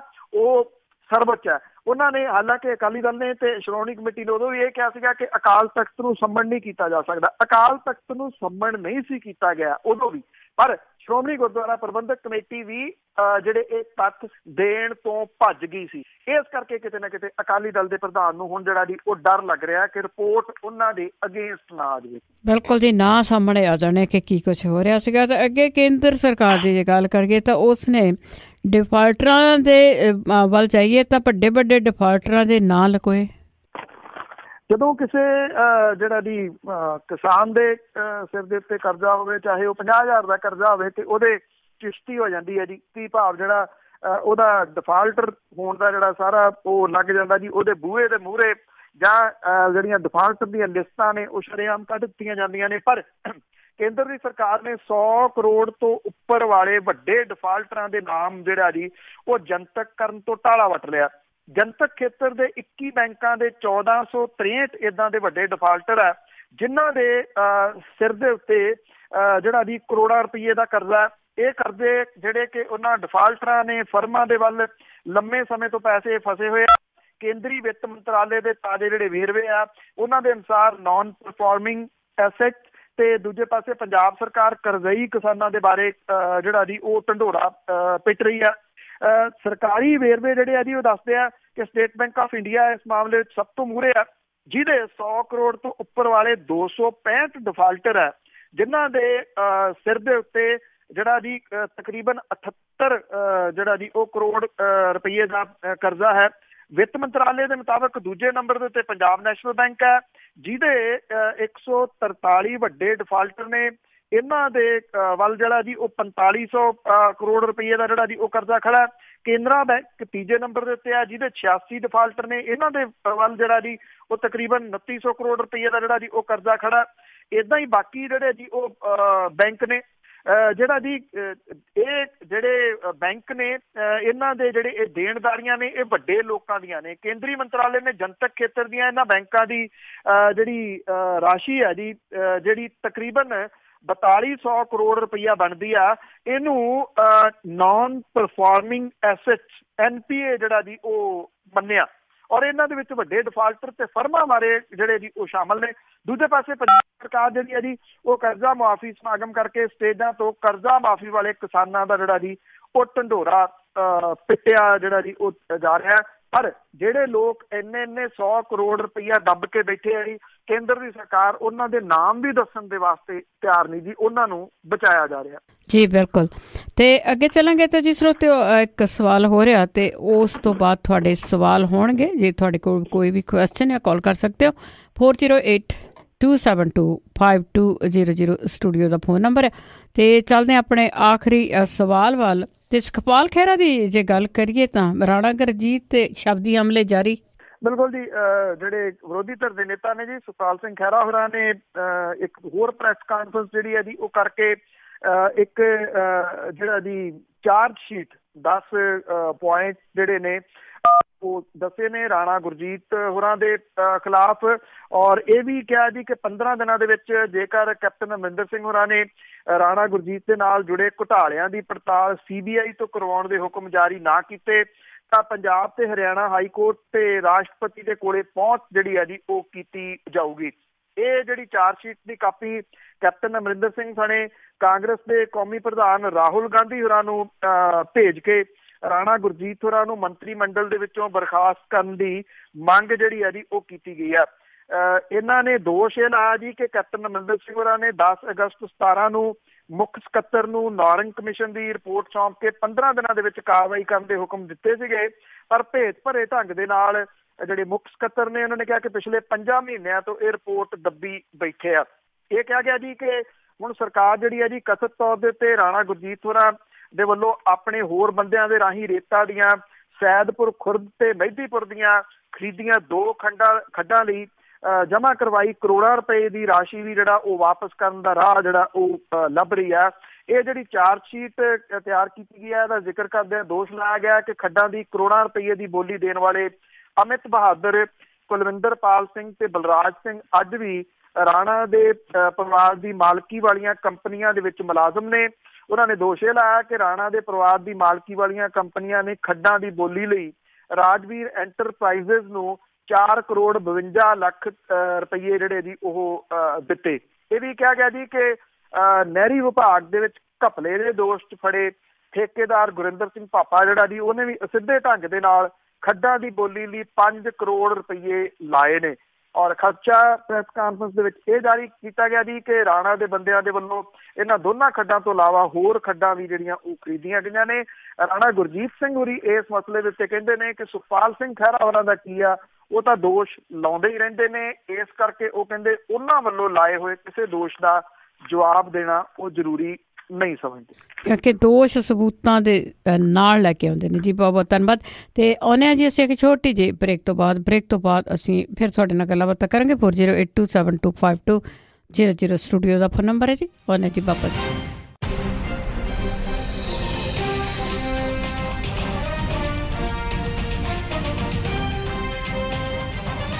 पंजाबी रेडियो यूएस सुन रहे सारे श्रोतियां का एक बार फिर स्वागत करते। तुसीं जुड़े हो पंजाबी रेडियो यूएस नाल ते खबर ते नज़र प्रोग्राम है जिस दे विच इस हिस्से दे विच तुहाडे सवाल हुंदे ने। तुसीं सवाल तुहाडा कोई भी हैगा वो तुसीं पुछ सकोगे बलतेज पन्नू होरां दे नाल। 4082725200 स्टूडियो का फोन नंबर है। साडे नाल जुड़ चुके ने दोबारा बलतेज पन्नू जी। सत श्री अकाल, स्वागत है जी। सत श्री अकाल जी, धन्नवाद जी। हाँ जी, तो साडे नाल जुड़े हुए ने जी राज मंटिका तो। हाँ जी भैन जी सत श्री अकाल। बाई सत श्री अकाल जी, सत श्री अकाल जी। ਬਾਈ ਜੀ ਸਵਾਲ ਮੈਂ ਇਹ ਪੁੱਛਣਾ ਵੀ ਜਦੋਂ ਆਪਣੇ ਵੋਟਾਂ ਦਾ ਟਾਈਮ ਸੀ ਤੇ ਹਰ ਇੱਕ ਪਾਰਟੀ ਨੇ ਬੜੇ ਲੰਮੇ ਤੇ ਵੱਡੇ ਵਾਅਦੇ ਕਰ ਲਏ ਤੇ ਖਜ਼ਾਨੇ ਦੇ ਵਿੱਚ ਪਿਛਲੇ 10 ਸਾਲਾਂ 'ਚ ਜੋ ਸਾਰਿਆਂ ਨੂੰ ਪਤਾ ਹੀ ਆ। ਪਰ ਜਿਸ ਤਰੀਕੇ ਨਾਲ ਹੁਣ ਸ਼ੁਰੂਆਤ ਹੋਈ ਆ ਜੇ ਬਹੁਤੇ ਨਹੀਂ 50% ਵੀ ਲਾ ਕੇ ਚੱਲੀਏ ਕਿ ਤਰੀਕੇ ਦੇ ਨਾਲ ਤੇ ਸਹੀ ਜ਼ਰੂਰਤਮੰਦ ਕਰਜ਼ਾ ਮਾਫੀ ਹੋ ਰਹੀ ਆ ਤੇ ਉਸ ਹਿਸਾਬ ਦੇ ਨਾਲ ਜਿਸ ਤਰੀਕੇ ਦੇ ਨਾਲ ਅਕਾਲੀ ਦਲ ਦੇ ਬਿਆਨ ਆ ਰਹੇ ਆ ਤੇ ਜਾਂ ਸੁਖਪਾਲ ਖਹਿਰਾ ਉਹਨਾਂ ਨੇ ਜਿਵੇਂ ਰੋਕਣ ਦੀ ਟਰਾਈ ਕੀਤੀ ਆ ਮੁੱਖ ਮੰਤਰੀ ਦੇ ਪ੍ਰੋਗਰਾਮ ਨੂੰ ਇੱਕ ਤਰੀਕੇ ਦੇ ਨਾਲ ਧਰਨਾ ਜਾਂ ਉਹਨੂੰ ਘੇਰਨ ਦੀ ਟਰਾਈ ਕੀਤੀ ਹੈ, ਅੱਗੇ ਨਹੀਂ ਹੋਇਆ। ਇਹ ਹੋਣਾ ਨਹੀਂ ਚਾਹੀਦਾ ਸੀ। ਵੈਸੇ ਸ਼ੁਰੂਆਤ ਤਾਂ ਹੋਈ ਆ, ਚਲੋ ਜੇ ਇਸ ਦੇ ਤਰੀਕੇ ਦੇ ਨਾਲ ਹੀ ਕੋਈ ਹੋਰ ਹੱਲ ਵੀ ਹੋ ਸਕਦਾ ਹੈ ਨਾ ਘੇਰਨ ਦਾ, ਪਰ ਐ ਪ੍ਰੋਗਰਾਮਾਂ ਨੂੰ ਘੇਰਨਾ ਜਿੱਦਾਂ ਇਹ ਵੀ ਵਧੀਆ ਗੱਲ ਨਹੀਂ। ਚਲੋ ਸ਼ੁਰੂਆਤ ਤਾਂ ਹੋਈ ਆ ਨਾ, ਇਹਨੂੰ ਤਾਂ ਪੋਜ਼ੀਟਿਵ ਆਪਾਂ ਦੇਖਿਆ ਜਾ ਸਕਦਾ। ਪਰ ਜੇ 12,500 ਪਿੰਡ ਆ, ਜੇ ਉਹ ਵੀ ਇੱਕ ਪਿੰਡ ਦੇ ਉਤਬੰਧ ਕਰਜ਼ੇ ਵਾਲੇ ਕਿਸਾਨ ਆ ਤੇ ਉਹਦੇ ਹਿਸਾਬ ਦੇ ਨਾਲ ਵੀ ਜਿੰਨੇ ਕੁ ਪਿਛਲੇ ਘੁਟਾਲੇ ਹੋਏ ਆ, ਪਿਛਲੇ ਸਰਕਾਰ ਬੜੀਆਂ ਨਹੀਂ ਜ਼ਾਹਰ ਕੀਤੀ, ਇੱਥੇ ਇੰਨੇ ਦਾ ਹੋ ਗਿਆ, ਇੱਥੇ ਇੰਨੇ ਦਾ ਹੋ ਗਿਆ, ਤੇ ਮੇਰੇ ਹਿਸਾਬ ਦੇ ਨਾਲ 250 ਕਰੋੜ ਰੁਪਏ ਦੇ ਨਾਲ ਇਹ ਉਨਾ ਕੁ ਤਾਂ ਕਰਜ਼ਾ ਲਾ ਸਕਦੇ ਨਾ, ਜਿੰਨਾ ਕੁ ਕਿਸੇ ਦਾ 30, ਕਿਸੇ ਦਾ 35, ਕਿਸੇ ਦਾ ਕਿੰਨਾ ਕਰਜ਼ਾ ਆ ਵੀ ਇਹ ਇਸ ਤਰੀਕੇ ਦੇ ਨਾਲ ਵੀ ਦੇਖਿਆ ਜਾ ਸਕਦਾ। ਬਾਕੀ ਦੂਜੀਆਂ ਪਾਰਟੀਆਂ ਨੂੰ ਇਹਦਾ ਵਿਰੋਧ ਤੁਹਾਨੂੰ ਕੀ ਲੱਗਦਾ ਕਰਨਾ ਚਾਹੀਦਾ ਜਾਂ ਨਹੀਂ ਕਰਨਾ ਚਾਹੀਦਾ? ਥੈਂਕ ਯੂ ਜੀ। ਦੇਖੋ ਇੱਕ ਤਾਂ ਰਾਜੀ ਇਹ ਜਿਹੜਾ ਇਸ਼ੂ ਇੱਦਾਂ ਦਾ ਹੈ ਜੀ, ਜਿੰਨਾ ਇਹਦੇ ਉੱਤੇ ਮਰਜ਼ੀ ਤੁਸੀਂ ਜਿਹੜੀ ਜੀ ਉਹ ਗੱਲ ਕਰੀ ਚੱਲੋ, ਇਹ ਪਰਤ ਜਿਹੜੀ ਆ ਉਹ ਗੰਢੇ ਵਾਂਗੂ ਆ ਜੀ। ਇੱਕ ਤੁਸੀਂ ਲਾ ਲਓ ਛਿੱਲ ਥੱਲੇ, ਜਿਹੜੀ ਦੂਸਰੀ ਉੱਧਰ ਆਉਣੀ ਆ, ਫਿਰ ਤੀਸਰੀ ਕਿੰਨਾ ਕਰਜ਼ਾ ਆ, ਕਿੰਨਾ ਮੁਆਫ ਹੋਵੇ, ਕਿਹਦਾ ਮੁਆਫ ਹੋਵੇ, ਕਿੰਨੀ ਜ਼ਮੀਨ ਵਾਲੇ ਦਾ ਜਿਹੜਾ ਜੀ ਉਹ ਮੁਆਫ ਹੋਵੇ। ਹਾਂ, ਵਾਅਦੇ ਵੱਡੇ ਜਿਹੜੇ ਸੀਗੇ ਜੀ ਉਹ ਕਰ ਲਏ ਗਏ। ਪਤਾ ਖਜ਼ਾਨੇ ਦੀ ਹਾਲਾਤ ਦਾ ਉਦੋਂ ਵੀ ਸੀਗਾ ਕਿ ਇਹੋ ਜਿਹਾ ਕੁਝ ਜਿਹੜਾ ਜੀ ਉਹ ਮਿਲਣਾ, ਕਿਉਂਕਿ ਐਕਸਪਰਟ ਨੇ ਇੱਕ ਗੱਲ ਤਾਂ ਕਹਿੰਦੇ ਸੀ ਕਿ ਤਜਰਬੇਕਾਰ ਨੇ, ਕੈਪਟਨ ਅਮਰਿੰਦਰ ਸਿੰਘ ਹੋਰੀ ਤਜਰਬਾ, ਉਹਨਾਂ ਨੂੰ ਪਤਾ ਸੀਗਾ ਜੀ ਕਿ ਕੀ ਹਾਲਾਤ ਜਿਹੜੇ ਆ ਜੀ ਉਹ ਬਣਨੇ ਆ। ਖੈਰ ਜਿਹੜੀਆਂ ਪਾਰਟੀਆਂ ਨੇ ਉਹ ਸੱਤਾ ਹਾਸਲ ਕਰਨ ਦੇ ਵਾਸਤੇ ਅਕਸਰ ਜਿਹੜਾ ਜੀ ਉਹ ਬੋਲਦੀਆਂ ਨੇ। ਵੱਖਰਾ ਵਿਸ਼ਾ ਹੈ ਜੀ ਕਿ ਜੋ ਕੁਛ ਬੋਲਦੀਆਂ ਨੇ ਉਹਦੇ ਉੱਤੇ ਵੀ ਕਿਸੇ ਤਰੀਕੇ ਦੇ ਨਾਲ ਲਗਾਮ ਜਿਹੜੀ ਹੈ ਜੀ ਉਹ ਲੱਗਣੀ ਚਾਹੀਦੀ ਹੈ, ਵੀ ਜੋ ਉਹ ਕਹਿੰਦੇ ਨੇ ਉਹ ਪੂਰਾ ਹੋਣਾ ਚਾਹੀਦਾ। ਜਿਹੜਾ ਸਰਕਾਰ ਨੇ ਕੀਤਾ ਕਿੰਨਾ ਵੀ ਜਿਹੜਾ ਜੀ ਉਹ ਕੀਤਾ, ਦੇਖੋ ਕੋਸ਼ਿਸ਼ ਤਾਂ ਹੋਈ ਹੈ, ਇਹ ਗੱਲ ਤੁਹਾਡੀ ਬਿਲਕੁਲ ਸਹੀ ਆ। ਹਾਂ, ਇੰਨਾ ਜ਼ਰੂਰ ਆ ਕਿ ਐਡਾ ਵੱਡਾ ਜਿਹੜਾ ਨਾ ਜੀ ਉਹ ਤਾਮਝਾਮ ਨਹੀਂ ਸੀ ਕਰਨਾ ਚਾਹੀਦਾ। ਜਿੰਨਾ ਪੈਸਾ ਉੱਥੇ ਲਾਤਾ, ਗੁਰਦਾਸ ਮਾਨ ਉੱਥੇ ਸੱਦਣ ਦੀ ਕੀ ਜ਼ਰੂਰਤ ਸੀਗੀ? ਪੈਸੇ ਤਾਂ ਅਕਾਊਂਟਾਂ ਦੇ ਵਿੱਚ ਪੈਣੇ ਸੀ ਨਾ, ਬੈਂਕਾਂ ਦੇ ਜਿਹੜੇ ਕਰਜ਼ਾ ਦੀ, ਉਹ ਕਹਿ ਕੇ ਇਹਨੂੰ ਸਿੰਬੋਲਿਕ ਰੂਪ ਦੇ ਵਿੱਚ ਸ਼ੁਰੂਆਤ ਚਾਹੇ ਚੰਡੀਗੜ੍ਹ ਦੇ ਵਿੱਚ ਜਿਹੜੀ ਉਹ ਕਰ ਦਿੰਦੇ। ਹੈਲੀਕਾਪਟਰ ਦਾ ਖਰਚਾ, 600 ਬੱਸਾਂ ਜਿਹੜੀਆਂ ਸੀਗੀਆਂ ਉਹਦਾ ਖਰਚਾ, ਬ੍ਰੇਕਫਾਸਟ ਦਾ ਖਰਚਾ, ਕਿੰਨਾ ਕੁਛ ਜਿਹੜਾ ਜੀ ਉਹ ਕੀਤਾ ਗਿਆ। ਇਹ ਉਹ ਨਹੀਂ ਸੀ ਜਿਹੜਾ ਜੀ ਉਹ ਹੋਣਾ ਚਾਹੀਦਾ। ਦੂਜੀ ਗੱਲ ਜਿਹੜੀ ਸੁਖਪਾਲ ਸਿੰਘ ਖਹਿਰਾ ਜਾਂ ਆਮ ਆਦਮੀ ਪਾਰਟੀ ਨੇ ਜਿਹੜਾ ਜੀ ਉਹ ਰੋਕਣ ਦੀ ਕੋਸ਼ਿਸ਼ ਕੀਤੀ, ਉਹ ਵੀ ਗਲਤ ਹੈ। ਜਿਹੜੀਆਂ ਸਿਆਸੀ ਪਾਰਟੀਆਂ ਨੇ ਉਹਨਾਂ ਨੂੰ ਆਪੋ ਆਪਣੀ ਗੱਲ ਕਹਿਣ ਦਾ ਹੱਕ ਹੈ। ਜੇ ਹੁਣ ਸਰਕਾਰ ਮਾਫ ਕਰ ਰਹੀ ਹੈ, ਦੇਖੋ ਉਹ ਪ੍ਰਚਾਰੂਗੀ ਵੀ ਥੋੜਾ, ਜ਼ਿਆਦਾ ਪ੍ਰਚਾਰ ਲਿਆ। ਇਹਦੇ ਵਿੱਚ ਕੋਈ ਸ਼ੱਕ ਨਹੀਂ, ਜ਼ਿਆਦਾ ਪ੍ਰਚਾਰ ਲਿਆ। ਇਹਨੂੰ ਇੱਕ ਸਿਆਸੀ ਰੈਲੀ ਦਾ ਰੂਪ ਜਿਹੜਾ ਜੀ ਉਹ ਦੇ ਦਿੱਤਾ ਗਿਆ। ਕਿਤੇ ਫੇਰ ਗੱਲਬਾਤ ਆਪਾਂ ਜਿਹੜੀ ਜੀ ਉਹ ਕਰ ਲਾਂਗੇ ਕਿ ਇਹ ਕਰਜ਼ਾ ਮੁਆਫੀ ਜਿਹੜੀ ਹੈ ਜੀ ਇਹ ਹੱਲ ਵੀ ਹੈ ਕਿਸੇ ਸਮੱਸਿਆ ਦਾ ਜਾਂ ਨਹੀਂ। ਜੇ ਇੱਕੋ ਨਜ਼ਰੇ ਕਹਿਣਾ ਹੋਵੇ ਤਾਂ ਸ਼ਾਇਦ ਇਹ ਕੋਈ ਹੱਲ ਨਹੀਂ। ਮੈਨੂੰ ਨਹੀਂ ਲੱਗਦਾ ਜੀ ਕਿ ਇਹ ਹੱਲ ਪੰਜਾਬ ਦੀ ਮੌਜੂਦਾ ਕਿਸਾਨੀ ਜਿਹੜੀ ਮੁਸ਼ਕਿਲਾਂ ਦੇ ਵਿੱਚ ਫਸੀ ਹੋਈ ਆ ਉਹਦਾ ਇਹ ਹੱਲ ਹੈ, ਮੈਨੂੰ ਨਹੀਂ ਲੱਗਦਾ ਜੀ। ਜੇ ਕਿ ਸਾਡੇ ਨਾਲ ਜੁੜੇ ਹੋਏ ਨੇ ਸੁਰਿੰਦਰ ਸਿੰਘ ਜੀ ਕੈਨੇਡਾ ਤੋਂ। ਸਤਿ ਸ਼੍ਰੀ ਅਕਾਲ। ਸਤਿ ਸ਼੍ਰੀ ਅਕਾਲ ਜੀ। ਸਤਿ ਸ਼੍ਰੀ ਅਕਾਲ ਪੰਨੂ ਸਾਹਿਬ। ਸਤਿ ਸ਼੍ਰੀ ਅਕਾਲ ਜੀ। ਪੰਨੂ ਸਾਹਿਬ ਮੇਰਾ ਸਵਾਲ ਦੋ ਨੇ ਛੋਟੇ ਛੋਟੇ। ਇੱਕ ਤਾਂ ਹੈਗਾ ਜੀ ਬਿਜਲੀ ਦਾ ਜਿਹੜਾ ਇਹਨਾਂ ਨੇ ਸੌਦਾ ਕੀਤਾ ਪ੍ਰਾਈਵੇਟ ਕੰਪਨੀਆਂ ਨਾਲ ਅਕਾਲੀ ਸਰਕਾਰ ਨੇ, ਇਹਦੀ ਸ਼ੁਰੂਆਤ ਤਾਂ ਮੇਰੇ ਖਿਆਲ ਜਦੋਂ ਕੈਪਟਨ ਸਾਹਿਬ ਦੀ ਸਰਕਾਰ ਪਹਿਲੀ ਸੀਗੀ 97 'ਚ ਬਣੀ, ਮੇਰੇ ਖਿਆਲ ਸ਼ੁਰੂਆਤ ਤਾਂ ਕੈਪਟਨ ਸਾਹਿਬ ਨੇ ਕੀਤੀ ਸੀ ਇਹਦੀ ਉੱਥੋਂ ਸੌਦਾ ਕਰਨ ਦੀ ਪ੍ਰਾਈਵੇਟ ਕੰਪਨੀਆਂ ਦੇ ਨਾਲ। ਤੇ ਇਹਦੇ ਬਾਰੇ ਦੱਸਿਓ। ਤੇ ਦੂਜਾ ਸੀ ਸਵਾਲ ਮੇਰਾ, ਆਮ ਆਦਮੀ ਪਾਰਟੀ ਨੇ ਜਿਹੜੇ ਰਾਜ ਸਭਾ ਵਿੱਚ ਭੇਜਣੇ ਨੇ, ਕੀ ਮਜਬੂਰੀ ਪੈ ਗਈ ਸੀ ਜਿਹੜਾ ਮਿਸਟਰ ਗੁਪਤਾ ਨੂੰ ਉਹਨਾਂ ਨੇ ਉੱਥੋਂ ਚੂਜ਼ ਕੀਤਾ? ਪਾਰਟੀ ਦੇ ਵਿੱਚ ਹੋਰ ਕਾਫੀ ਕਾਬਲ ਬੰਦੇ ਸੀ, ਜਰਨੈਲ ਸਿੰਘ ਸੀ, ਆਸ਼ੂਤੋਸ਼, ਕੁਛ ਹੋਰ ਬੰਦੇ ਵੀ ਸੀਗੇ ਪਾਰਟੀ ਦੇ ਅੰਦਰ, ਉਹਦੀ ਕੀ ਮਜਬੂਰੀ ਸੀ? ਕੱਟਿਓ ਨਹੀਂ ਸੁਣਨਾ ਸਵਾਲ ਤੁਹਾਡਾ ਜੀ। ਦੇਖੋ ਇਹ ਜਿਹੜਾ ਹੈਗਾ ਨਾ ਜੀ ਗਿਵ ਐਂਡ ਟੇਕ ਜਿਹੜਾ ਜੀ ਇਹ ਚੱਲਦਾ ਰਹਿੰਦਾ ਕੰਪਨੀਆਂ ਨਾਲ। ਜਿਵੇਂ ਵਿੰਟਰ ਦੇ ਵਿੱਚ ਜਿਹੜਾ ਸੂਬਾ ਆ ਉਹ ਕੰਪਨੀਆਂ ਨੂੰ ਬਿਜਲੀ ਦਿੰਦਾ ਤੇ ਫਿਰ ਸਮਰ ਦੇ ਵਿੱਚ ਗਰਮੀਆਂ ਦੇ ਵਿੱਚ ਜਿਹੜਾ ਜੀ ਉਹਦੇ ਤੋਂ ਵਾਪਸ ਲੈਂਦਾ। ਵਾਪਸ ਕਿਵੇਂ ਲੈਂਦਾ, ਕੀ ਉਹਦੇ ਵਿੱਚ ਜਿਹੜਾ ਜੀ ਹੈਗਾ ਇਹ ਕਾਲਾ ਮਾਲਾ ਤਾਂ ਜਿਹੜਾ ਜੀ ਉਹ ਪੁਰਾਣਾ ਚੱਲਦਾ ਹੁੰਦਾ। ਤੁਹਾਡੀ ਗੱਲ ਦਰੁਸਤ ਹੈ। ਇਹ ਜਿਹੜਾ ਜੀ ਇਹ ਸਮਝੌਤੇਬਾਜ਼ੀ ਜਿਹੜੀ ਹੈ ਜੀ ਉਦੋਂ ਤੋਂ ਕੀਤੀ ਗਈ। ਪਰ ਜਿਹੜਾ ਸਮਝੌਤੇ ਪਿਛਲੀ ਸਰਕਾਰ ਨੇ ਕੀਤੇ ਉਹਦੇ 'ਚ ਉਹ ਆ ਜੀ ਕਿ ਜਿਹੜੇ ਥਰਮਲ ਪਲਾਂਟ ਖਾਸ ਤੌਰ ਦੇ ਉੱਤੇ ਦੋ ਲਾਏ ਗਏ। ਇੱਕ ਤਾਂ ਉਹ ਬਹੁਤ ਵੱਡਾ ਕਪਲਾ ਹੈ ਜੀ, ਇੱਕ ਰਾਜਪੁਰੇ ਦੇ ਵਿੱਚ ਲੱਗਿਆ, ਦੂਸਰਾ ਗੋਇੰਦਵਾਲ ਸਾਹਿਬ ਦੇ ਵਿੱਚ ਜਿਹੜਾ ਜੀ ਉਹ ਲੱਗਿਆ। ਉਹਨਾਂ ਤੋਂ ਮਹਿੰਗੀ ਬਿਜਲੀ ਖਰੀਦਣੀ ਔਰ ਜਿਹੜਾ ਜੀ ਸਮਝੌਤੇ ਬੜੇ ਲੰਮੇ ਕੀਤੇ ਗਏ ਆ। ਜੇ ਉਸ ਭਾਅ ਤੇ ਬਿਜਲੀ ਨਹੀਂ ਖਰੀਦਦੇ ਤੇ ਉਹਨਾਂ ਨੂੰ ਤੁਹਾਨੂੰ ਪੈਸੇ ਜਿਹੜੇ ਸਰਕਾਰ ਨੂੰ ਉਹ ਦੇਣੇ ਪੈਣਗੇ। ਇਹ ਕਪਲਾ ਤਾਂ ਇਹਦੇ ਪਿੱਛੇ ਵੀ ਆ, ਕੋਈ ਜ਼ਮੀਨਾਂ ਕਿਹਦੀਆਂ ਸੀਗੀਆਂ ਜਾਂ ਇਹਦੇ ਵਿੱਚ ਭਾਈਵਾਲੀ ਜਿਹੜੀ ਹੈ ਜੀ ਉਹ ਕਿਹਨਾਂ ਦੀ ਆ, ਕਪਲਾ ਇਹ ਵੀ ਆ। ਦੂਜਾ ਕਪਲਾ ਬਿਜਲੀ ਦੇ ਵਿੱਚ ਜਿਹੜਾ ਜੀ ਉਹ ਵੱਡਾ ਹੈਗਾ ਆ ਸੋਲਰ ਬਿਜਲੀ ਵਾਲਾ। ਜੇ ਸਰਕਾਰ ਨੇ ਥਰਮਲ ਪਲਾਂਟ ਜਿਹੜਾ ਜੀ ਉਹ ਬੰਦ ਕਰ ਦਿੱਤਾ ਬਠਿੰਡੇ ਵਾਲਾ ਕਿ 11.5 ਰੁਪਏ ਕਾਸਟ ਕਰਦਾ ਯੂਨਿਟ, ਉੱਥੋਂ ਬਹੁਤ ਮਹਿੰਗਾ ਪੈਂਦਾ, ਫਿਰ 17.5 ਰੁਪਏ ਤੇ 18 ਰੁਪਏ ਪਰ ਯੂਨਿਟ ਸੋਲਰ ਵਾਲੀਆਂ ਜਿਹੜੀਆਂ ਕੰਪਨੀਆਂ ਨੇ ਉਹਨਾਂ ਦਾ ਸਾਈਨ ਸਰਕਾਰ ਨੇ ਕੀਤਾ। ਇਹ ਬਹੁਤ ਵੱਡਾ ਕਪਲਾ ਜੀ। ਜੇ 11 ਰੁਪਏ ਵਾਲਾ ਮਹਿੰਗਾ ਪੈ ਰਿਹਾ ਤੇ 17.5 18 ਰੁਪਏ ਵਾਲਾ ਫਿਰ ਜਿਹੜਾ ਜੀ ਉਹਦੀ ਛਾਣਬੀਣ ਕਿਉਂ ਨਹੀਂ ਹੋਈ? ਇੱਕ ਜਿਹੜੇ ਮੈਂਬਰ ਪਾਰਲੀਮੈਂਟ ਬਣੇ ਨੇ ਜੀ ਸੁਨੀਲ ਜਾਖੜ, ਜਿਹੜੇ ਪੰਜਾਬ ਕਾਂਗਰਸ ਦੇ ਪ੍ਰਧਾਨ ਨੇ, ਜਦੋਂ ਵਿਰੋਧੀ ਧਿਰ ਦੇ ਵਿੱਚ ਸੀ ਕਾਂਗਰਸ ਤੇ ਸਭ ਤੋਂ ਵੱਧ ਮੁੱਦਾ ਉਹਨਾਂ ਨੇ ਹੀ ਇਹ ਉਠਾਇਆ ਸੀਗਾ। ਤੱਥਾਂ ਦੇ ਤਹਿਤ ਉਹਨਾਂ ਨੇ ਜਿਹੜੇ ਜੀ ਇਹ ਦਸਤਾਵੇਜ਼ ਪੇਸ਼ ਕੀਤੇ ਸੀਗੇ ਕਿਵੇਂ ਇਹਨਾਂ ਕੰਪਨੀਆਂ ਦੇ ਨਾਲ ਜਿਹੜੇ ਜੀ ਸਮਝੌਤੇ ਸਾਈਨ ਕਰਕੇ ਉਦੋਂ ਦੀ ਸਰਕਾਰ ਦੇ ਵਿੱਚ ਬੈਠੇ ਕੁਝ ਲੋਕਾਂ ਨੇ ਇਹਦੇ ਤੋਂ ਪੈਸੇ ਕਮਾਏ ਸੀ। ਜਾਖੜ ਸਾਹਿਬ ਹੁਣ ਨਹੀਂ ਦੱਸਦੇ ਜੀ ਵੀ ਉਹ ਸਾਰਾ ਕੁਝ ਕੀ ਹੋਇਆ ਉਹਨਾਂ ਸਮਝੌਤਿਆਂ ਦਾ, ਕਿਉਂਕਿ ਉਹ ਕੋਈ ਵੀ ਸਮਝੌਤਾ ਰੱਦ ਨਹੀਂ ਕੀਤਾ ਗਿਆ ਅਜੇ ਮੌਜੂਦਾ ਜਿਹੜੀ ਜੀ ਉਹ ਸਰਕਾਰ ਦੇ ਵੱਲੋਂ। ਉਹ ਉਦੋਂ ਜਿਹੜੇ ਤੱਥ ਦਿੰਦੇ ਸਨ ਉਹਨਾਂ ਤੱਥਾਂ ਦਾ ਜਿਹੜਾ ਜੀ ਉਹ ਕੀ ਬਣਿਆ। ਇਸ ਕਰਕੇ ਬਹੁਤ ਵੱਡਾ ਸਵਾਲੀਆ ਚਿੰਨ੍ਹ ਜਿਹੜਾ ਜੀ ਉਹ ਹੈਗਾ। ਜੇ ਬਠਿੰਡਾ ਥਰਮਲ ਪਲਾਂਟ ਬੰਦ ਕੀਤਾ ਗਿਆ ਉਹ ਜਾਇਜ਼ ਆ, ਕਿਉਂਕਿ 11 ਰੁਪਏ ਬਹੁਤ ਮਹਿੰਗੀ ਆ।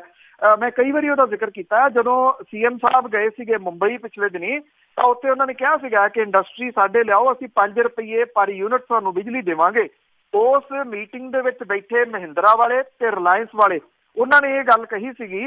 ਰਿਲਾਇੰਸ ਵਾਲੇ ਕਹਿੰਦੇ ਸੀ 3 ਰੁਪਏ ਸਾਡੇ ਤੋਂ ਲਓ, ਕਿੰਨੀ ਬਿਜਲੀ ਚਾਹੀਦੀ ਆ। ਮਹਿੰਦਰਾ ਵਾਲੇ ਜਿਹੜੇ ਉਹ 2.25 ਰੁਪਏ ਯੂਨਿਟ ਜਿਹੜਾ ਜੀ ਉਹ ਬਿਜਲੀ ਦੇਣ ਲਈ ਤਿਆਰ ਸੀਗੇ। ਇਹ ਬਿਜਲੀ ਜਿਹੜੀ ਬਾਹਰੋਂ ਸਸਤੀ ਮਿਲਦੀ ਆ ਉਹਨਾਂ ਕੰਪਨੀਆਂ ਤੋਂ ਕਿਉਂ ਨਹੀਂ ਖਰੀਦੀ ਜਾਂਦੀ?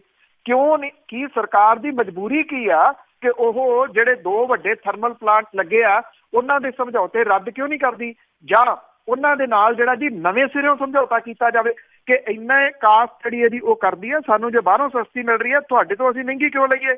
ਸੋਲਰ ਵਾਲੀ ਜਿਹੜੀ ਬਿਜਲੀ ਆ ਉਹ ਵੀ ਸਮਝੌਤੇ ਉਹਨਾਂ ਦੇ ਰਿਵਿਊ ਜਿਹੜੇ ਆ ਉਹ ਹੋਣੇ ਚਾਹੀਦੇ ਆ।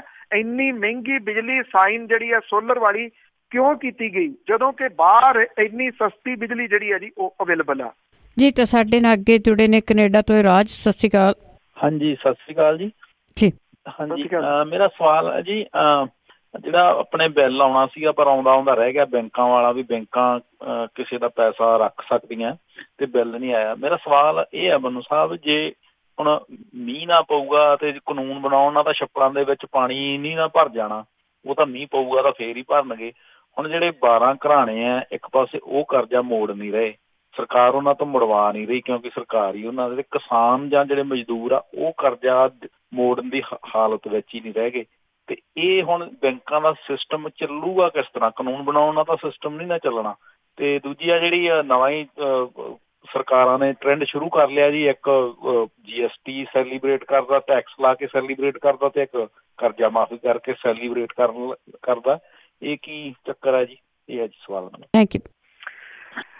ਤੁਹਾਡਾ ਸਟਾਇਰ ਜਿਹੜਾ ਜੀ ਉਹ ਠੀਕ ਹੈ ਕਿ ਜੇ ਟੈਕਸ ਲਾਉਣਾ ਹੈ ਤੇ ਉਹਨੂੰ ਸੈਲੀਬ੍ਰੇਟ ਕਿਉਂ ਜਿਹੜਾ ਜੀ ਉਹ ਕਰਨਾ ਹੈ, ਜਾਂ ਕਰਜ਼ਾ ਮੁਆਫੀ ਜਿਹੜੀ ਹੈ ਜੀ ਇਹ ਤਾਂ ਦੁਖਦਾਈ ਆ। ਇਹ ਤਾਂ ਇੱਕ ਉਹ ਪੱਖ ਹੈ ਕਿਸਾਨੀ ਦਾ ਜਿਹੜਾ ਜ਼ਖਮ ਹੈ ਜੀ ਇੱਕ। ਸੋ ਇਹਨੂੰ ਕੁਰੇਦਣ ਵਾਲੀ ਜਿਹੜੀ ਜੀ ਉਹ ਗੱਲ ਹੋ ਸਕਦੀ ਆ ਜੇ ਉੱਥੇ ਇੱਕ ਸਿੰਗਰ ਜਿਹੜਾ ਜੀ ਇਹ ਗਾਉਂਦਾ ਕਿ ਇਸ਼ਕ ਦਾ ਗਿੜਦਾ ਪੈਂਦਾ। ਖੁਦਕੁਸ਼ੀਆਂ ਹੋ ਰਹੀਆਂ ਨੇ ਜੀ, ਪਰ ਮਤਲਬ ਕਿ ਜਿੱਥੇ ਖੁਦਕੁਸ਼ੀਆਂ ਹੋ ਰਹੀਆਂ ਹੋਣ ਉਹ ਦੋ ਜਿਹੜੇ ਕਿਸਾਨ ਨੇ ਉਹ ਖੁਦਕੁਸ਼ੀ ਕਰ ਗਏ ਹੋਣ, ਇਸ ਕਰਕੇ ਉਹਨਾਂ ਦਾ ਨਾਮ ਲਿਸਟ 'ਚ ਨਹੀਂ ਆਇਆ।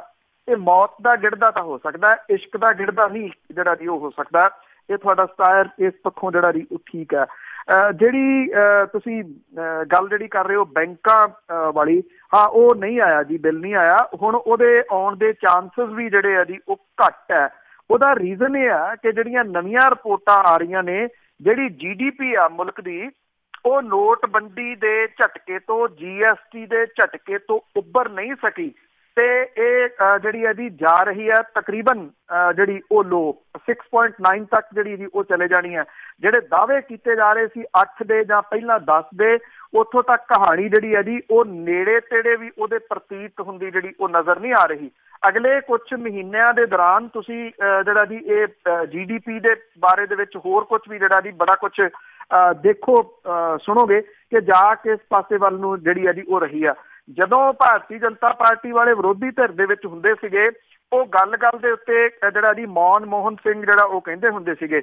ਮੈਂ ਇੱਕ ਪਿਛਲੇ ਦਿਨੀ ਇੱਕ ਰਿਪੋਰਟ ਜਿਹੜੀ ਜੀ ਉਹ ਸੁਣ ਰਿਹਾ ਸੀਗਾ, ਇੱਕ ਪ੍ਰਸਿੱਧ ਪੱਤਰਕਾਰ ਨੇ, ਉਹਨਾਂ ਦੀ ਗੱਲ ਦੇ ਵਿੱਚ ਬੜਾ ਦਮ ਸੀਗਾ ਕਿ ਇੱਕ ਸਿੰਗਲ ਪ੍ਰੈਸ ਕਾਨਫਰੰਸ ਵੀ ਸਾਡੇ ਮੌਜੂਦਾ ਪ੍ਰਧਾਨ ਮੰਤਰੀ ਜਿਹੜੇ ਆ ਜੀ ਉਹਨਾਂ ਨੇ ਆਮੋ ਸਾਹਮਣੇ ਬਹਿ ਕੇ ਪੱਤਰਕਾਰਾਂ ਦੇ ਨਹੀਂ ਕੀਤੀ। ਮਨ ਕੀ ਬਾਤ ਕਰਦੇ ਆ, ਭਾਵ ਕਿ ਸੁਣਾ ਕੇ ਚਲੇ ਜਾਣਾ ਜਿਹੜਾ ਜੀ ਉਹ ਚਾਹੁੰਦੇ ਆ। ਸਰਕਾਰ ਦਾ ਕੰਮ ਹੀ ਇਸ ਤਰੀਕੇ ਦੇ ਨਾਲ ਜਿਹੜਾ ਜੀ ਉਹ ਚੱਲ ਰਿਹਾ। ਉਹ ਲੋਕਾਂ ਦੀ ਮੁਸ਼ਕਲ ਜਿਹੜੀ ਆ ਉਹਨੂੰ ਅਜੇ ਵੀ ਸਮਝਣ ਤੋਂ ਅਸਮਰੱਥ ਜਾਪਦੀ ਆ।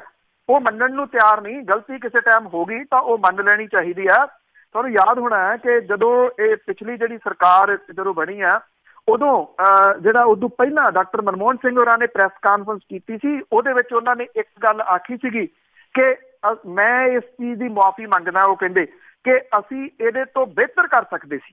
ਇਹ ਵੀ ਇੱਕ ਆਪਣੇ ਆਪ ਦੇ ਵਿੱਚ ਬਹੁਤ ਵੱਡੀ ਗੱਲ ਹੈ ਜੀ, ਮੰਨ ਲੈਣਾ ਕਿ ਕਿਸੇ ਜਗ੍ਹਾ ਦੇ ਉੱਤੇ ਗਲਤੀ ਹੋਈ ਆ। ਪਰ ਉਦੋਂ ਮੰਨੀ ਜਾਂਦੀ ਆ ਜਦੋਂ ਤੁਸੀਂ ਲੋਕਾਂ ਦੀ ਸੁਣੋ, ਪੱਤਰਕਾਰਾਂ ਦੇ ਨਾਲ ਸਾਹਮਣੇ ਬਹਿ ਕੇ ਇੱਕ ਵਾਰੀ ਸਵਾਲ ਜਵਾਬ ਤਾਂ ਸੁਣ ਲਓ, ਉਹ ਕੀ ਕਹਿ ਰਹੇ ਆ ਔਰ ਮੁਲਕ ਦੀਆਂ ਪ੍ਰੋਬਲਮਸ ਕੀ ਨੇ, ਆਮ ਬੰਦੇ ਦੀਆਂ ਪ੍ਰੋਬਲਮਸ ਕੀ ਨੇ। ਸਿਰਫ ਆਪਣੀ ਗੱਲ ਜਿਹੜੀ ਹੈ ਜੀ ਉਹ ਆ ਕੇ ਕਹਿ ਕੇ, ਮਨ ਕੀ ਬਾਤ ਕਹਿ ਕੇ ਜਿਹੜੀ ਹੈ ਜੀ ਉਹ ਜਦੋਂ ਤੁਰ ਜਾਵੇ ਸਰਕਾਰ, ਤੇ ਫਿਰ ਉੱਥੋਂ ਆਮ ਲੋਕਾਂ ਦੀ ਗੱਲ ਜਿਹੜੀ ਹੈ ਜੀ ਉਹ ਨਹੀਂ ਨਿਕਲਦੀ। ਪੱਤਰਕਾਰ ਭਾਈਚਾਰੇ ਨੇ ਆਮ ਲੋਕਾਂ ਦੀ ਗੱਲ ਜਿਹੜੀ ਹੈ ਜੀ ਉਹ ਪਹੁੰਚਾਉਣੀ ਹੁੰਦੀ ਹੈ। ਭਾਈ ਆਹ ਕੁਛ ਗਲਤ ਹੋ ਰਿਹਾ, ਪਰ ਸਰਕਾਰ ਦੇ ਪ੍ਰਧਾਨ ਮੰਤਰੀ ਨੇ ਉਹ ਪ੍ਰੈਸ ਕਾਨਫਰੰਸ ਕਰਨ ਦੇ ਵਾਸਤੇ ਤਿਆਰ ਨਹੀਂ। ਪੱਤਰਕਾਰ ਨੇ ਇਹੀ ਗੱਲ ਪਹੁੰਚਾਈ ਹੈ ਨਾ ਕਿ ਤੁਹਾਡਾ ਡਾਟਾ ਇੱਥੋਂ ਲੀਕ ਹੋ ਰਿਹਾ, ਆਹ ਚੋਰ ਮੋਰੀ ਆ, ਚੁੱਕ ਕੇ ਪਰਚਾ ਉਹਦੇ ਉੱਤੇ ਦਰਜ ਹੋ ਗਿਆ ਜੀ। ਏਦਾਂ ਹੀ ਆ।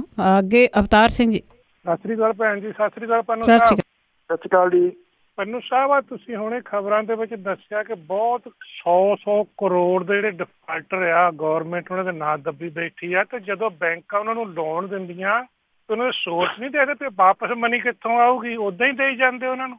ਇਹਦੇ ਬਾਰੇ ਮਾੜਾ ਦੱਸਿਓ ਭੈਣ ਜੀ, ਸੁਣ ਲੈਂਦੇ। ਸੋਰਸ ਦੇਖੋ ਜੀ, ਸੋਰਸ ਇਹੀ ਆ ਕਿ ਉਹ ਵੱਡੇ ਲੋਕ ਨੇ ਔਰ ਉਹ ਕਿਸੇ ਨਾ ਕਿਸੇ ਰੂਪ ਦੇ ਵਿੱਚ ਜਿਹੜਾ ਜੀ ਆਪਣੇ ਕਾਗਜ਼ ਪੱਤਰ ਜਾਲੀ ਜਿਹੜੇ ਜੀ ਉਹ ਤਿਆਰ ਕਰਵਾ ਲਏ, ਮਿਲ ਕੇ ਜਿਹੜੇ ਜੀ ਇਹ ਘਪਲੇਬਾਜ਼ੀ ਹੁੰਦੀ ਆ। ਜਿਹੜੇ ਅਫਸਰ ਨੇ ਬੈਂਕਾਂ ਦੇ ਉਹ ਵੀ ਮਿਲ ਮਿਲਾ ਕੇ ਜਿਹੜਾ ਜੀ ਉਹ ਕਰਦੇ ਆ। ਪੰਜਾਬ ਦਾ ਕਿਸਾਨ ਜਿਹੜਾ ਜੀ ਉਹ ਕਿਉਂ ਮਰਿਆ, ਮੈਂ ਛੋਟੀ ਜਿਹੀ ਮਿਸਾਲ ਜਿਹੜੀ ਜੀ ਇਹਦੇ ਚ ਦੇ ਦੇਵਾਂ। ਉਹ ਜਿਹੜਾ ਕੋਈ ਬੈਂਕ ਦਾ ਮੈਨੇਜਰ ਆ, ਉਹ ਕਹਿੰਦਾ ਕਿੰਨੀ ਜ਼ਮੀਨ ਹੈ, ਉਹ ਕਹਿੰਦਾ ਹੈਗਾ 4 ਖੱਤੇ। ਕਹਿੰਦਾ ਠੀਕ ਹੈ, ਤੇਰੀ ਲਿਮਟ ਜਿਹੜੀ ਹੈ ਜੀ ਉਹ ਬਣਾ ਦਿੰਦੇ ਆ। ਅੱਛਾ, ਲਿਮਟ ਬਣੀ ਲੱਖ ਰੁਪਈਏ ਦੀ, ਉਹਦੇ ਚੋਂ 30-35 ਹਜ਼ਾਰ ਰੁਪਇਆ ਜਿਹੜਾ ਜੀ ਉਹ ਲੈ ਗਿਆ, ਬਾਕੀ ਉਹਨੂੰ ਬਣਾਤੀ। ਜਿਹੜਾ ਉਹ ਲੈ ਗਿਆ ਉਹਨੇ ਕਿਸ਼ਤ ਥੋੜ੍ਹੀ ਦੇਣੀ ਹੈ ਜੀ, ਕਿਸ਼ਤ ਤਾਂ ਦੂਜੇ ਨੇ ਦੇਣੀ ਹੈ। ਉਹ ਜਿਹੜੇ ਉੱਥੇ ਪੈਸੇ ਆਪਣਾ ਹਿੱਸਾ ਲੈ ਕੇ ਜਿਹੜਾ ਜੀ ਗਾਹ ਬੈਂਕਾਂ ਦਾ ਦੇ ਦਿੰਦੇ ਆ। ਉਹ ਦੇਣਾ ਤਾਂ ਉਹਨਾਂ ਨੇ ਜਿਨ੍ਹਾਂ ਨੇ ਚੁੱਕਿਆ, ਪਰ ਕਿਉਂਕਿ ਇਹ ਮਿਲ ਮਿਲਾ ਕੇ ਖੇਡ ਜਿਹੜੀ ਹੈ ਜੀ ਉਹ ਖੇਡੀ ਜਾ ਰਹੀ ਆ। ਵੱਡੇ ਲੋਕ ਨੇ, ਆ ਤੁਹਾਡੇ ਸਾਹਮਣੇ ਪੰਜਾਬ 'ਚ ਕੀ ਹੋ ਕੇ ਹਟਿਆ ਜੀ, ਕਿੱਡੇ ਕਿੱਡੇ ਡਿਫਾਲਟਰ ਨੇ, ਕਿੱਡੇ ਕਿੱਡੇ ਨਾਮ ਨੇ, ਉਹ ਕਿੰਨਾ ਕਿੰਨਾ ਪੈਸਾ ਉਹ ਇਕੱਠਾ ਕਰ ਗਏ। ਬੈਂਕਾਂ ਦਾ ਪੈਸਾ ਨਹੀਂ ਦਿੱਤਾ, ਇੱਕ ਕਿਸ਼ਤ ਤੱਕ ਨਹੀਂ ਦਿੱਤੀ। ਜਦੋਂ ਨਾਮ ਆਉਣੇ ਸ਼ੁਰੂ ਹੋਏ, ਮੂਹਰੇ ਧਰਨੇ ਲੱਗਣੇ ਸ਼ੁਰੂ ਹੋਏ, ਫਿਰ ਚੈੱਕ ਲੈ ਕੇ ਭੱਜੇ ਫਿਰਦੇ ਸੀ। ਵਿਧਾਨ ਸਭਾ ਚੋਣਾਂ ਦੇ ਦੌਰਾਨ ਕਿੰਨੇ ਬਿਜਲੀ ਬੋਰਡ ਦੇ ਡਿਫਾਲਟਰ ਜਿਹੜੇ ਜੀ ਸਾਹਮਣੇ ਆਏ, ਉਹ ਬਿਜਲੀ ਦਾ ਬਿੱਲ ਤੱਕ ਦੇਣ ਨੂੰ ਤਿਆਰ ਨਹੀਂ ਜੀ। ਇਹ ਵੀ ਕਿਆ ਰਾਜਨੀਤੀ ਹੈ ਜੀ, ਕਿਸ ਕਿਸਮ ਦੀ ਰਾਜਨੀਤੀ ਹੈ ਕਿ ਜਿਹੜੀ ਚੀਜ਼ ਉਹ ਵਰਤ ਰਹੇ ਆ ਬਿਜਲੀ, ਉਹਦਾ ਵੀ ਉਹ ਬਿੱਲ ਦੇਣ ਨੂੰ ਤਿਆਰ ਨਹੀਂ। ਔਰ ਕਿੰਨੇ ਕਾਲਜਸ ਦੇ ਜਿਹੜੇ ਸੀਗੇ ਜੀ ਉਦੋਂ ਕਨੈਕਸ਼ਨ ਕੱਟੇ ਗਏ, ਫਿਰ ਉਹਨਾਂ ਨੇ ਜਿਹੜੇ ਜੀ ਉਹ ਬਿੱਲ ਭਰੇ, ਪਰ ਡਿਫਾਲਟਰ ਅਜੇ ਵੀ ਜਿਹੜੇ ਉਹ ਮੌਜੂਦ ਨੇ ਜੀ। ਤੇ ਅੱਗੇ ਸਾਡੇ ਨਾਲ ਜੁੜੇ ਹੋਏ ਨੇ ਜੀ ਦਵਿੰਦਰ ਸ਼ਰਮਾ ਜੀ। ਸਤਿ ਸ਼੍ਰੀ ਅਕਾਲ। ਸਤਿ ਸ਼੍ਰੀ ਅਕਾਲ ਭੈਣ ਜੀ। ਸਤਿ ਸ਼੍ਰੀ ਅਕਾਲ। ਸਤਿ ਸ਼੍ਰੀ ਅਕਾਲ ਪੰਨੂ ਜੀ। ਮੈਂ ਦਵਿੰਦਰ ਸ਼ਰਮਾ ਜੀ ਬੋਲਦਾ ਜੀ। ਮੇਰੇ ਆਪਣੇ ਜਿਹੜੇ ਆਮ ਆਦਮੀ ਪਾਰਟੀ ਦੀ ਹੋਂਦ ਰਹਿ ਜੂਗੀ ਜੀ 2022 ਤੱਕ, ਉਦੋਂ ਪਹਿਲਾਂ ਹੀ ਜਿਹਨੇ ਫੁੱਲ ਚੁੱਕੇ ਜਾਣਗੇ, ਲੱਗਦਾ ਨਹੀਂ ਹੈਗਾ ਜਿਸ ਹਿਸਾਬ ਨਾਲ। ਹੁਣ ਦੇਖੋ ਤੁਸੀਂ ਆਪਣੇ ਦਿੱਲੀ ਦੇ ਵਿੱਚ ਕਿੰਨੇ ਵੱਡੇ ਵੱਡੇ ਵਧੀਆ ਆਸ਼ੂਤੋਸ਼ ਕੀ ਮਾੜਾ ਸੀਗਾ ਜੀ, ਐਡੀ ਲੱਖਾਂ ਰੁਪਏ ਦੀ ਨੌਕਰੀ ਛੱਡ ਕੇ ਉਹ ਆਇਆ, ਉਹ ਵਧੀਆ। ਬਾਕੀ ਬਹੁਤ ਗਲਤ ਕੀਤਾ ਜੀ। ਕਿੱਦਾਂ ਪ੍ਰਵਾਸੀ ਭਾਰਤੀ ਸਾਡੇ ਵਰਗੇ ਕੰਮ ਛੱਡ ਕੇ ਇੱਥੋਂ ਪੰਜਾਬ ਨੂੰ ਭੱਜਿਆ, ਇਹ ਕਰੀ ਕੀ ਜਾਂਦੇ ਜੀ? ਇਹ ਤਾਂ ਕੋਈ ਹੋਊਗਾ ਕਿ ਏਦਾਂ ਹੀ ਚੱਲੀ ਜਾਊਗਾ ਜੀ? ਦੱਸਿਓ ਤਾਂ ਮਾੜਾ ਜੀ। Thank you. ਇਹ ਗੱਲ ਤੁਹਾਡੀ ਠੀਕ ਹੈ। ਆਸ਼ੂਤੋਸ਼ ਵਧੀਆ ਬੁਲਾਰੇ ਨੇ। ਮੈਂ ਸਮਝਦਾ ਜੀ ਯੰਗ ਲੈਣਾ ਹੁੰਦਾ। ਆਸ਼ੀਸ਼ ਖੇਤਾਨ ਵਧੀਆ ਬੁਲਾਰਾ ਜਿਹੜਾ ਜੀ ਉਹ ਹੈ। ਜਿਹੋ ਜਿਹੇ ਦੋਸ਼ ਜਿਹੜੇ ਜੀ ਉਹ ਇੱਕ ਦੂਜੇ ਦੇ ਉੱਤੇ ਲਾਏ ਗਏ ਆ, ਜਿਹੜੇ ਜਿਹਦੇ ਤੋਂ ਜ਼ਿਆਦਾ ਜਿਹੜਾ ਜੀ ਉਹ ਰੌਲਾ ਪਿਆ ਜਿਹੜੇ ਕਵੀ ਨੇ, ਦੇਖਿਆ ਜਾਵੇ ਤਾਂ ਕਿਉਂਕਿ ਰਾਜਨੀਤੀ ਦੇ ਵਿੱਚ ਤਾਂ ਇਹ ਕਹਿੰਦੇ ਆ ਨਾ, ਕੋਈ ਪੱਕਾ ਦੁਸ਼ਮਣ ਨਹੀਂ ਹੁੰਦਾ, ਕੋਈ ਪੱਕਾ ਦੋਸਤ ਨਹੀਂ ਹੁੰਦਾ। ਜੇ ਉਹਨੂੰ ਬਿਠਾ ਕੇ ਵੀ ਜਿਹੜੀ ਸੀ ਉਹ ਗੱਲ ਨਿਬੇੜ ਲਈ ਜਾਂਦੀ, ਉਸ ਤੋਂ ਕੁਛ ਚੀਜ਼ਾਂ ਪੁੱਛ ਲਈਆਂ ਜਾਂਦੀਆਂ, ਉਹਨੂੰ ਰਾਜ ਸਭਾ ਦੇ ਵਿੱਚ ਭੇਜ ਵੀ ਦਿੱਤਾ ਜਾਂਦਾ। ਉਹ ਮੁੱਢਲੇ ਮੈਂਬਰਾਂ ਦੇ ਵਿੱਚੋਂ ਆ, ਤੇ ਏਡਾ ਕਿਹੜਾ ਜਿਹੜਾ ਜੀ ਹਨੇਰੀ ਆ ਚੱਲੀ ਸੀਗੀ। ਇਹ ਤੁਹਾਡੀ ਗੱਲ ਠੀਕ ਹੈ ਵੀ ਉਹ ਸਵਾਲੀਆ ਚਿੰਨ੍ਹ ਤਾਂ ਲੱਗ ਗਿਆ। ਔਰ ਕਿਉਂਕਿ ਪੰਜਾਬ ਦੇ ਵਿੱਚੋਂ ਇਹਨਾਂ ਨੂੰ ਸਹਿਯੋਗ ਜਿਹੜਾ ਜੀ ਉਹ ਮਿਲਿਆ ਸੀਗਾ, ਪੰਜਾਬ ਦੇ ਸਭ ਤੋਂ ਵੱਧ ਜਿਹੜਾ ਜੀ ਉਹ ਸਹਿਯੋਗ ਮਿਲਿਆ, ਪਰ ਵਿਧਾਨ ਸਭਾ ਚੋਣਾਂ ਦੇ ਵਿੱਚ ਸੱਤਾ ਨਾ ਆਉਣ ਕਰਕੇ ਜਿਹੜੀ ਆਮ ਆਦਮੀ ਪਾਰਟੀ ਦੀ ਉੱਪਰਲੀ ਲੀਡਰਸ਼ਿਪ ਹੈ, ਜਿਹਦੇ ਵਿੱਚ ਅਰਵਿੰਦ ਕੇਜਰੀਵਾਲ ਹੋਰੀ ਸਿੱਧੇ ਕਹਿ ਸਕਦੇ ਹੋ, ਉਹਨਾਂ ਨੇ ਮੁੜ ਕੇ ਆ ਕੇ ਬਾਤ ਤੱਕ ਨਹੀਂ ਪੁੱਛੀ ਜੀ ਇੱਥੇ ਵੀ ਆਸਤਰਾਲ ਵਿਰੋਧੀ ਧਿਰਤਾ ਜਿਹੜੀ ਜੀ ਉਹ ਬਣਾਇਆ ਹੀ ਹੈ ਨਾ ਇਸ ਮਾਮਲੇ ਦੇ ਵਿੱਚ। ਔਰ ਜਿਵੇਂ ਜਿਹੜੇ ਰਾਜ ਸਭਾ ਦੇ ਵਾਸਤੇ ਚੁਣੇ ਗਏ ਆ, ਉੱਥੇ ਤਾਂ ਸ਼ਰਮਾ ਜੀ ਕਿਸੇ ਨੂੰ ਪੁੱਛਿਆ ਹੀ ਨਹੀਂ ਗਿਆ, ਸਿਰਫ ਦੱਸਿਆ ਗਿਆ ਜੀ ਆਹ ਬੰਦੇ ਜਿਹੜੇ ਆ ਅਸੀਂ ਲੈ ਆਂਦੇ ਆ। ਕਿਹੜੀ ਮਜਬੂਰੀ ਜਿਹੜੀ ਹੋ ਗਈ ਸੀਗੀ ਕਿ ਇਹਨਾਂ ਧਨਾਡਾਂ ਨੂੰ ਜਿਹੜਾ ਉਹ ਲਿਆਉਣਾ ਜ਼ਰੂਰੀ ਸੀਗਾ, ਇਹ ਸਮਝ ਨਹੀਂ ਆਈ ਜੀ, ਕਿਸੇ ਨੂੰ ਵੀ ਇਹ ਸਮਝ ਨਹੀਂ ਆਈ। ਇਹਦੇ ਨਾਲ ਜਿਹੜਾ ਗੁੱਬ ਘਲਾਟ ਆ ਜੀ ਉਹ ਇਕੱਠਾ ਹੋਣਾ ਸ਼ੁਰੂ ਹੋਇਆ। ਜਿਵੇਂ ਖਬਰਾਂ ਦੇ ਵਿੱਚ ਇੱਕ ਦੱਸਿਆ ਵੀ ਆ, ਬੇਸ਼ੱਕ ਉਹ ਗੁਪਤ ਚਿੱਠੀ ਆ, ਦੇਖਿਆ ਜਾਵੇ ਜਿਹੜੇ ਪੁਆਇੰਟ ਉਠਾਏ ਨੇ ਕੰਵਰ ਸੰਧੂ ਹੋਰਾਂ ਨੇ, ਪੁਆਇੰਟ ਤਾਂ ਉਹ ਵਾਜਬ ਨੇ ਜੀ। ਅੱਗੇ ਸਾਡੇ ਨਾਲ ਜੁੜੇ ਹੋਏ ਨੇ ਜੀ ਸੁਰਿੰਦਰ ਸਿੰਘ। ਹੈਲੋ, ਸਤਿ ਸ਼੍ਰੀ ਅਕਾਲ। ਹਾਂਜੀ ਸਤਿ ਸ਼੍ਰੀ ਅਕਾਲ ਜੀ। ਹਾਂਜੀ ਮੈਂ ਭਾਜੀ ਹੁਣਾਂ ਤੋਂ ਪੁੱਛਣਾ। ਹੈਲੋ, ਹਾਂਜੀ ਪੁੱਛੋ ਜੀ ਕੁਐਸਚਨ।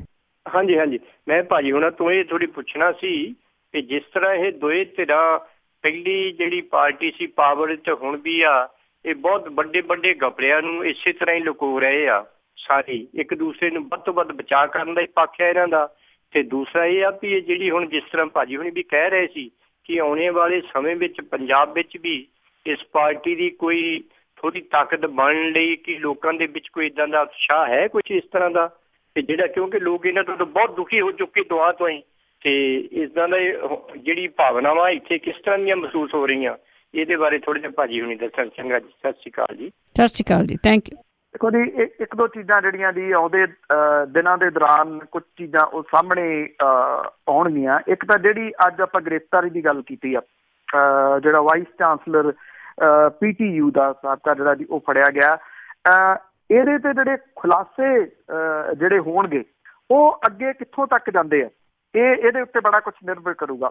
ਦੂਜੀ ਅੱਜ ਵੀ ਜਿਹੜੀ ਜੀ ਉਹ ਖਬਰ ਦਿੱਤੀ ਹੈ ਉਹਦੇ ਉੱਤੇ ਨਿਰਭਰ ਕਰੂਗਾ ਕਿ ਜਿਹੜੇ ਸਾਬਕਾ ਜਸਟਿਸ ਰਣਜੀਤ ਸਿੰਘ ਹੋਰਾਂ ਦੇ ਕਮਿਸ਼ਨ ਦੀ ਰਿਪੋਰਟ ਜਿਹੜੀ ਆਉਣ ਵਾਲੀ ਹੈ ਉਹ ਉਹਦੇ ਵਿੱਚ ਸੁਜੈਸਟ ਕੀ ਕਰਦੇ ਆ ਤੇ ਸਰਕਾਰ ਉਹਦੇ ਉੱਤੇ ਐਕਸ਼ਨ ਕੀ ਲੈਂਦੀ ਹੈ। ਇਹ ਦੋ ਚੀਜ਼ਾਂ ਮੇਰੀ ਚਾਚੇ ਬਹੁਤ ਅਹਿਮ ਹੋਣਗੀਆਂ ਪੰਜਾਬ ਦੀ ਰਾਜਨੀਤੀ ਦੇ ਵਾਸਤੇ। ਜੇ ਤਾਂ ਕਹਾਣੀ ਮਿਲ ਮਿਲਾ ਕੇ ਜਿਹੜੀ ਜੀ ਉਹ ਚੱਲੀ, ਇਹ ਦੋਨੋਂ ਚੀਜ਼ਾਂ, ਫਿਰ ਇਹਦਾ ਮਤਲਬ ਇਹ ਹੈ ਕਿ ਉਹ ਜਿਹੜਾ ਸਾਬਕਾ ਵਾਈਸ ਚਾਂਸਲਰ ਸੀ ਉਹ ਨੱਪ ਲਿਆ ਗਿਆ, ਉਦੋਂ ਬਾਅਦ ਜਿਹੜੀ ਕਹਾਣੀ ਜਿਸ ਪਾਸੇ ਵੱਲ ਨੂੰ ਜਾਂਦੀ ਆ ਉਹ ਨਹੀਂ ਤੁਰੂਗੀ। ਤੇ ਦੂਸਰਾ ਇਹ ਕਿ ਸਾਬਕਾ ਜਸਟਿਸ ਰਣਜੀਤ ਸਿੰਘ ਹੋਰਾਂ ਦੇ ਕਮਿਸ਼ਨ ਦੀ ਇਹ ਰਿਪੋਰਟ, ਕਿਉਂਕਿ ਜਿਹੋ ਜੀ ਉਹਦੇ 'ਚ ਗਵਾਹੀਆਂ ਹੋਈਆਂ ਨੇ, ਮੈਨੂੰ ਉਹ ਪਤਾ, ਮੈਂ ਕੰਟੀਨਿਊਸ ਕਵਰ ਵੀ ਤੁਹਾਡੇ ਲਈ ਜਿਹੜਾ ਜੀ ਉਹ ਕਰਦਾ ਰਿਹਾ, ਉਹਦੇ ਵਿੱਚ ਬੜੇ ਸਿੱਧੇ ਇਸ਼ਾਰੇ ਜਿਹੜੇ ਆ ਜੀ ਉਹ ਹੋਣ ਜਾ ਰਹੇ ਆ ਮੇਰੀ ਜਾਚੇ ਕੁਛ ਅਹਿਮ ਲੋਕਾਂ ਦੇ ਵੱਲ। ਉਹਨਾਂ ਦੇ ਉੱਤੇ ਕੋਈ ਐਕਸ਼ਨ ਜਿਹੜਾ ਜੀ ਉਹ ਸਰਕਾਰ ਲੈਂਦੀ ਆ, ਇਹਦੇ ਉੱਤੇ ਜਿਹੜਾ ਜੀ ਬੜਾ ਨਿਰਭਰ ਕਰੂਗਾ।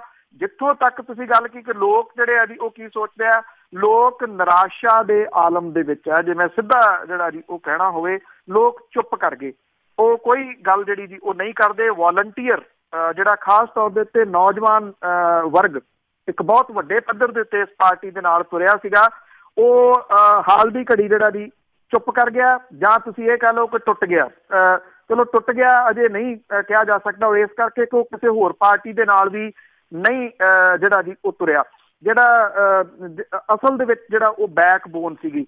ਨਵਾਂ ਢਾਂਚਾ ਵੀ ਜਿਹੜਾ ਆਮ ਆਦਮੀ ਪਾਰਟੀ ਨੇ ਤਿਆਰ ਕੀਤਾ ਪਿਛਲੇ ਦਿਨੀ ਅਮਨ ਅਰੋੜਾ ਹੋਰਾਂ ਦੀ, ਜਿਹਦੇ ਉੱਤੇ ਖਾਸ ਛਾਪ ਜਿਹੜੀ ਦਿੰਦੀ ਆ, ਉਹਦੇ ਵਿੱਚ ਲਿਆ ਕੇ ਗੋਟੀਆਂ ਫਿੱਟ ਹੋਈਆਂ ਨੇ ਜੀ। ਵॉलंटियर ਜਿਹੜੇ ਆ ਉਹ ਕੰਪਲੀਟ ਉਹਦੇ ਵਿੱਚ ਇਗਨੋਰ ਹੋਏ। ਇਹਦਾ ਤੁਸੀਂ ਇੱਥੋਂ ਵੀ ਜਿਹੜਾ ਜੀ ਅੰਦਾਜ਼ਾ ਲਾ ਸਕਦੇ ਹੋ ਕਿ ਗੁਰਦਾਸਪੁਰ ਦੇ ਵਿੱਚ ਜਦੋਂ ਚੋਣ ਹੋਈ, ਜਿਹੜੀ ਬਾਈ ਇਲੈਕਸ਼ਨ ਸੀਗੀ ਮੈਂਬਰ ਪਾਰਲੀਮੈਂਟ ਦੀ, ਉਹਦੇ ਵਿੱਚ ਗੁਰਦਾਸਪੁਰ ਦਾ ਇਹਨਾਂ ਦਾ ਬਣਾਇਆ ਗਿਆ ਢਾਂਚਾ ਪੂਰੇ ਦਾ ਪੂਰਾ ਜਵਾਬ ਦੇ ਗਿਆ, ਦੂਜੀ ਪਾਰਟੀ 'ਚ ਜਾ ਵੜਿਆ। ਨਿਗਮ ਚੋਣਾਂ ਦੇ ਦੌਰਾਨ ਅੰਮ੍ਰਿਤਸਰ ਦੇ ਵਿੱਚ ਇਹਨਾਂ ਦੇ ਵੱਲੋਂ ਬਣਾਇਆ ਗਿਆ ਜਿਹੜਾ ਢਾਂਚਾ ਸੀਗਾ ਜੀ, ਜਵਾਬ ਦੇ ਗਿਆ, ਦੂਜੀ ਪਾਰਟੀ 'ਚ ਜਾ ਵੜਿਆ। ਕਿਤੇ ਹੋਰ ਚੋਣ ਆ ਗਈ, ਹਾਲਾਤ ਉੱਥੇ ਵੀ ਇਹੋ ਜਿਹੇ ਜਿਹੜੇ ਆ ਉਹ ਬਣਨੇ ਆ। ਜੇ ਇਹ ਦੋ ਡਿਸਟ੍ਰਿਕਟ ਦੇ ਵਿੱਚ ਢਾਂਚਾ ਜਿਹੜਾ ਜੀ ਇਹਨਾਂ ਦਾ ਡਾਵਾਡੋਲ ਹੋ ਗਿਆ ਜਾਂ ਚਲੇ ਗਿਆ, ਇਹਨਾਂ ਦਾ ਸਾਥ ਛੱਡ ਗਿਆ, ਉਹਦੇ ਉੱਤੇ ਇਹਨਾਂ ਨੇ ਬਹਿ ਕੇ ਮੁੜ ਕੇ ਵੀ ਕੋਈ ਵਿਚਾਰ ਜਿਹੜਾ ਜੀ ਉਹ ਨਹੀਂ ਕੀਤਾ। ਜੇ ਹੁਣ ਮਨੀਸ਼ ਸਿਸੋਦੀਆ ਹੋਰੀ ਇੰਚਾਰਜ ਲਾਏ ਨੇ, ਅਜੇ ਤੱਕ ਉਹ ਪੰਜਾਬ ਦੇ ਵਿੱਚ ਆਏ ਨਹੀਂ, ਨਾ ਉਹਨਾਂ ਨੇ ਕੁਝ ਪੁੱਛਿਆ। ਜੇ ਤਾਂ ਨਵੇਂ ਸਿਰੇ ਤੋਂ ਢਾਂਚਾ ਬਣਾ ਕੇ ਵॉलंटियर ਜਿਹੜਾ ਨਿਰਾਸ਼ ਹੋ ਗਿਆ, ਘਰੇ ਬਹਿ ਗਿਆ, ਉਹਨੂੰ ਨਾਲ ਤੋਰਿਆ ਜਾਂਦਾ ਤਾਂ ਕੁਝ ਪਾਰਟੀ ਦਾ ਹੋ ਸਕਦਾ। ਅਦਰਵਾਈਜ਼ ਕੋਈ ਆਸ ਜਿਹੜੀ ਹੈ ਜੀ ਉਹ ਨਹੀਂ ਦੀਦੀ। ਜੇ ਲੀਡਰਸ਼ਿਪ ਦੀ ਆਪਾਂ ਗੱਲ ਕਰੀਏ, ਲੀਡਰਸ਼ਿਪ ਤੋਂ ਕੋਈ ਆਸ ਹੈ ਨਹੀਂ ਗੀ ਜੀ। ਲੀਡਰਸ਼ਿਪ ਇੰਨੀ ਓਵਰ ਕੌਨਫੀਡੈਂਸ ਦੇ ਵਿੱਚ ਚਲੀ ਗਈ ਸੀ ਵਿਧਾਨ ਸਭਾ ਚੋਣਾਂ ਦੇ ਦੌਰਾਨ, ਉਹ ਇਹ ਸਮਝਣ ਲੱਗ ਗਈ ਕਿ ਸਾਨੂੰ ਵॉलंटियਰਾਂ ਦੀ ਲੋੜ ਹੀ ਨਹੀਂ, ਤੇ ਵॉलंटियर ਜਿਹੜੇ ਸੀ ਉਹ ਕੰਮ ਵੀ ਕਰਦੇ ਰਹੇ ਤੇ ਚੰਡੀਗੜ੍ਹ ਉਹ ਦਬਕੇ ਵੀ ਜਿਹੜਾ ਜੀ ਉਹ ਖਾਂਦੇ ਰਹੇ ਵੀ ਚਲੋ ਕੋਈ ਗੱਲ ਨਹੀਂ, ਸਰਕਾਰ ਆ ਜੇ ਫਿਰ ਦੇਖਾਂਗੇ। ਸਰਕਾਰ ਜਿਹੜੀ ਜੀ ਉਹ ਆਈ ਨਹੀਂ ਤੇ ਵॉलंटियर ਨਿਰਾਸ਼ ਹੋ ਗਿਆ ਜੀ। ਤੇ ਅੱਗੇ ਸਾਡੇ ਨਾਲ ਜੁੜੇ ਨੇ ਹਰਭਜਨ ਜੀ, ਸਤਿ ਸ਼੍ਰੀ ਅਕਾਲ। ਸਤਿ ਸ੍ਰੀ ਅਕਾਲ ਜੀ। ਮੈਂ ਪੁੱਛਣਾ ਹੈ ਜੀ, ਮੋਗੇ ਦੇ ਪਾਸਪੋਰਟ ਘਟਾਲੇ ਵਾਲੀ ਕੋਈ ਖਬਰ ਨਹੀਂ ਆਉਂਦੀ ਹੁਣ? Thank you. ਕਾਹਦੀ ਮੋਗੇ ਦੀ? ਕਾਹਦੀ ਜੀ? ਮੋਗੇ ਦਾ ਘਟਾਲੇ ਦੀ ਗੱਲ ਕਰਦੇ, ਪਾਸਪੋਰਟ ਘਟਾਲੇ ਦੀ ਮੇਰਾ ਖਿਆਲ ਗੱਲ। ਹਾਂਜੀ ਕੁਛ ਇਸ ਤਰ੍ਹਾਂ ਪਾਸਪੋਰਟ ਹੀ ਕਿਹਾ। ਹਾਂਜੀ ਹਾਂਜੀ, ਪਾਸਪੋਰਟ ਘਟਾਲਾ ਇਹ ਵੱਡਾ ਜਿਹੜਾ ਹੋਇਆ ਸੀਗਾ ਜੀ, ਅਦਾਲਤ ਹੈ। ਅਦਾਲਤ ਇਹਦੇ ਤੁਹਾਨੂੰ ਕੰਮ ਪਤਾ ਹੀ ਹੈ ਜੀ ਕਿ ਲੰਬੇ ਜਿਹੜੇ ਆ ਜੀ ਉਹ ਚੱਲਦੇ ਆ, ਇਸ ਕਰਕੇ ਕੋਈ ਫੈਸਲਾ ਅਜੇ ਤੱਕ ਇਹਦੇ ਉੱਤੇ ਨਹੀਂ ਆਇਆ ਜੀ। ਜਦੋਂ ਆਇਆ ਉਦੋਂ ਹੀ ਖਬਰ ਆਊਗੀ। ਉਹ ਤਾਂ ਮਹਿਜ਼ ਤੁਸੀਂ ਇਹ ਕਹਿ ਲਓ ਕਿ ਰੂਟੀਨ ਦੇ ਵਿੱਚ ਕੇਸ ਚੱਲ ਰਿਹਾ ਜੀ। ਤੇ ਅੱਗੇ ਜੁੜੇ ਹੋਏ ਨੇ ਸਾਡੇ ਨਾਲ ਨਛੱਤਰ ਸਿੰਘ ਜੀ, ਸਤਿ ਸ਼੍ਰੀ ਅਕਾਲ। ਸਤਿ ਸ਼੍ਰੀ ਅਕਾਲ ਜੀ। ਜੀ ਤੇ ਮੈਂ ਪੁੱਛਣਾ ਚਾਹੁੰਦਾ ਪੰਨੂ ਸਾਹਿਬ ਨੂੰ, ਜਿਹੜਾ ਇਹ ਇਹਨਾਂ ਨੇ ਕਰਜ਼ਾ ਮਾਫ ਕੀਤਾ 2.5 ਏਕੜ ਤੋਂ ਲਾ ਕੇ 5 ਏਕੜ ਤੱਕ ਦੇ ਕਿਸਾਨਾਂ ਦਾ ਕੀਤਾ, ਕਿਆ ਇਹ ਰੈਵਨਿਊ ਰਿਕਾਰਡ ਨੂੰ ਚੈੱਕ ਕਰਕੇ ਮਾਫ ਕਰਦੇ ਆ ਜਾਂ ਇੱਕ ਕੋਆਪਰੇਟ ਸੋਸਾਇਟੀ ਦੇ ਵਿੱਚ ਇੱਕ ਰਜਿਸਟਰ ਹੁੰਦਾ ਹੱਦ ਕਰਜ਼ਾ? ਜਦੋਂ ਅਸੀਂ ਕਰਜ਼ਾ ਲੈਣਾ ਹੁੰਦਾ, ਜ਼ਿਮੀਂਦਾਰ ਆਪਦੀ ਪੈਲੀ ਵੱਧ ਤੋਂ ਵੱਧ ਲਿਖਾਉਣ ਦੀ ਕੋਸ਼ਿਸ਼ ਕਰਦਾ ਕਿਉਂਕਿ ਉਹਦਾ ਹੱਦ ਕਰਜ਼ਾ ਵੱਧ ਬਣ ਜਾਵੇ। ਜੇ ਤਾਂ ਇਹ ਉਸ ਹੱਦ ਕਰਜ਼ੇ ਨੂੰ ਵੇਖ ਕੇ ਮਾਫ ਕਰਨਗੇ ਰਜਿਸਟਰ ਨੂੰ, ਫਿਰ ਤਾਂ ਬਹੁਤ ਘੱਟ ਬੰਦਿਆਂ ਦਾ ਹੋਊਗਾ, ਤੇ ਜੇ ਰੈਵਨਿਊ ਰਿਕਾਰਡ ਨੂੰ ਵੇਖ ਕੇ ਕਰਨਗੇ ਤਾਂ ਬਹੁਤ ਬੰਦਿਆਂ ਦਾ ਕਰਜ਼ਾ ਮਾਫ ਹੋਊਗਾ। ਕੀ ਖਿਆਲ ਆ, ਇਹ ਕਿੱਥੋਂ ਵੇਖ ਕੇ ਚੈੱਕ ਕਰਦੇ ਆ ਹੁਣ? Thank you. ਜਿਹੜਾ ਇਹ ਰੈਵਨਿਊ ਰਿਕਾਰਡ ਜਿਹੜਾ ਜੀ ਉਹਦੇ ਰਾਹੀਂ ਹੀ ਕੀਤਾ ਗਿਆ। ਇਹਦੇ ਵਿੱਚ ਇਸ ਤਰ੍ਹਾਂ ਹੈ ਜੀ ਕਿ ਜਿਹੜੀਆਂ ਸ਼ਰਤਾਂ ਲਾ ਦਿੱਤੀਆਂ ਗਈਆਂ ਨੇ ਨਾ ਜੀ, ਉਹਨੇ ਬਹੁਤੇ ਜਿਹੜੇ ਕਰਜ਼ਦਾਰ ਨੇ ਕਿਸਾਨ, ਉਹਨਾਂ ਨੂੰ ਇਸ ਕਰਜ਼ਾ ਮਾਫੀ ਤੋਂ ਦੂਰ ਕਰ ਦਿੱਤਾ। ਮੰਨ ਲਓ ਸਪੋਜ਼ ਜੇ ਕਿਸੇ ਦੀ 2.5 ਏਕੜ ਤੋਂ ਕਨਾਲ ਵੀ ਵੱਧ ਹੈ, ਮਰਲਾ ਵੀ ਵੱਧ ਹੈ, ਉਹ ਇਹਦੇ ਵਿੱਚ ਨਹੀਂ ਆਉਂਦਾ। ਜੇ ਉਹਦੇ ਉੱਤੇ ਕਰਜ਼ਾ ਜਿਹੜਾ ਜੀ ਉਹ ਮੰਨ ਲਓ 2,51,000, ਉਹ ਵੀ ਇਹਦੇ ਤੋਂ ਪਾਸੇ ਜਿਹੜਾ ਜੀ ਉਹ ਕਰ ਦਿੱਤਾ ਗਿਆ। ਜੇ ਘਰ ਦੇ ਜਿਹੜੇ ਜੀ ਨੇ ਉਹਨਾਂ ਦੇ ਵਿੱਚੋਂ ਕੋਈ ਇੱਕ ਜੀ ਨੌਕਰੀ ਕਰਦਾ, ਉਹ ਵੀ ਇਹਦੇ ਤੋਂ ਪਾਸੇ ਕਰ ਦਿੱਤਾ ਗਿਆ, ਕਿਉਂਕਿ ਵੱਧ ਤੋਂ ਵੱਧ ਲੋਕਾਂ ਨੂੰ ਇਸ ਕਰਜ਼ੇ ਤੋਂ ਪਾਸੇ ਰੱਖਣ ਦੇ ਯਤਨ ਜਿਹੜੇ ਆ ਜੀ ਉਹ ਕੀਤੇ ਗਏ ਆ। ਉਹਦਾ ਕਾਰਨ ਇਹ ਆ ਕਿ ਖਜ਼ਾਨੇ ਦੇ ਵਿੱਚ ਬਹੁਤਾ ਕੁਛ ਜਿਹੜਾ ਜੀ ਉਹ ਹੈ ਨੀਗਾ। ਇਹ ਘੱਟ ਤੋਂ ਘੱਟ ਜਿਹੜੇ ਲੋਕ ਨੇ ਇਹਦੇ ਵਿੱਚ ਆਉਣ ਇਸ ਦੇ ਵਿੱਚ। ਹੁਣ ਮੰਨ ਲਓ ਮੈਂ ਇੱਕ ਤੁਹਾਨੂੰ ਛੋਟੀ ਜਿਹੀ ਮਿਸਾਲ ਦਿੰਦਾ, ਕਿਸੇ ਬਜ਼ੁਰਗ ਦੇ ਨਾਂ ਦੇ ਉੱਤੇ ਜਿਹੜੀ ਹੈ ਜੀ ਉਹ ਜ਼ਮੀਨ ਹੈ, ਬਜ਼ੁਰਗ ਨਹੀਂ ਰਿਹਾ, 5 ਕਿੱਲੇ ਜ਼ਮੀਨ ਸੀਗੀ ਤੇ 2 ਭਰਾ ਨੇ ਅੱਗੋਂ, ਉਹਨਾਂ ਨੇ ਕੀ ਕੀਤਾ ਜੀ, ਵੰਡ ਨਹੀਂ ਕਰਾਈ।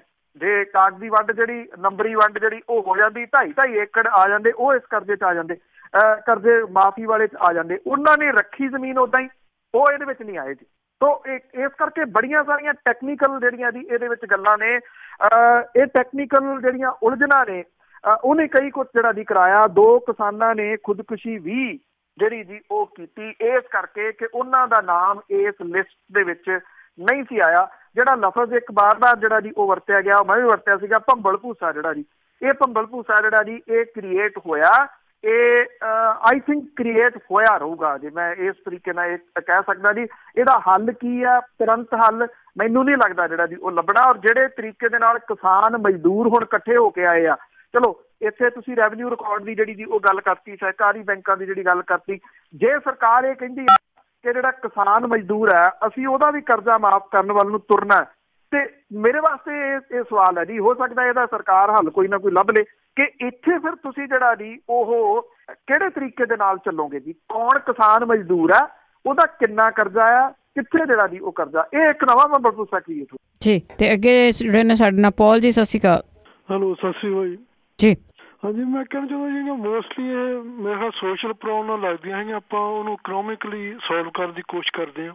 ਉਹ ਜਿਹੜਾ ਆਪਣਾ ਮੀਡੀਆ ਹੈਗਾ ਉੱਥੇ ਐਵਰੀਡੇ ਵੀ ਨਵਾਂ ਮੀਡੀਆ ਖੜਾ ਹੁੰਦਾ ਹੈਗਾ, ਉਹ ਜਿਵੇਂ ਕਿ ਗਾਉਣ ਵਾਲੇ ਕਿਤੇ ਉਹਦੀ ਇੰਟਰਵਿਊ ਲੈ ਲਈ, ਕਿਤੇ ਉਹਦੀ ਲੈ ਲਈ, ਉਹਨਾਂ ਕੋਲ ਪੈਸੇ ਹੈਗੇ ਗਾਉਣ ਵਾਲਿਆਂ ਕੋਲ, ਰਾਈਟ। ਫਿਰ ਉਹਨਾਂ ਦੇ ਜਿਹੜੇ ਫੈਨਸ ਹੁੰਦੇ ਆ ਉਹ ਤਾਂ ਸੁਣਦੇ ਹੀ ਆ, ਉਹਨਾਂ ਦੀ TRP ਬਣ ਜਾਂਦੀ, ਮੀਡੀਆ ਦੀ ਵੀ ਬਣ ਜਾਂਦੀ, ਆਪਣੇ ਗਾਉਣ ਵਾਲਿਆਂ ਦੀ ਬਣ ਜਾਂਦੀ। ਫਿਰ ਉਹ ਕੀ ਕਰਦੇ ਆ, ਉਹਨਾਂ ਨੂੰ ਪਤਾ ਹੁੰਦਾ ਸਾਨੂੰ ਹੁਣ ਇਨਫ, ਚਲੋ ਸਾਡਾ ਵੀ ਪੇਟ ਭਰ ਗਿਆ, ਹੁਣ ਅਸੀਂ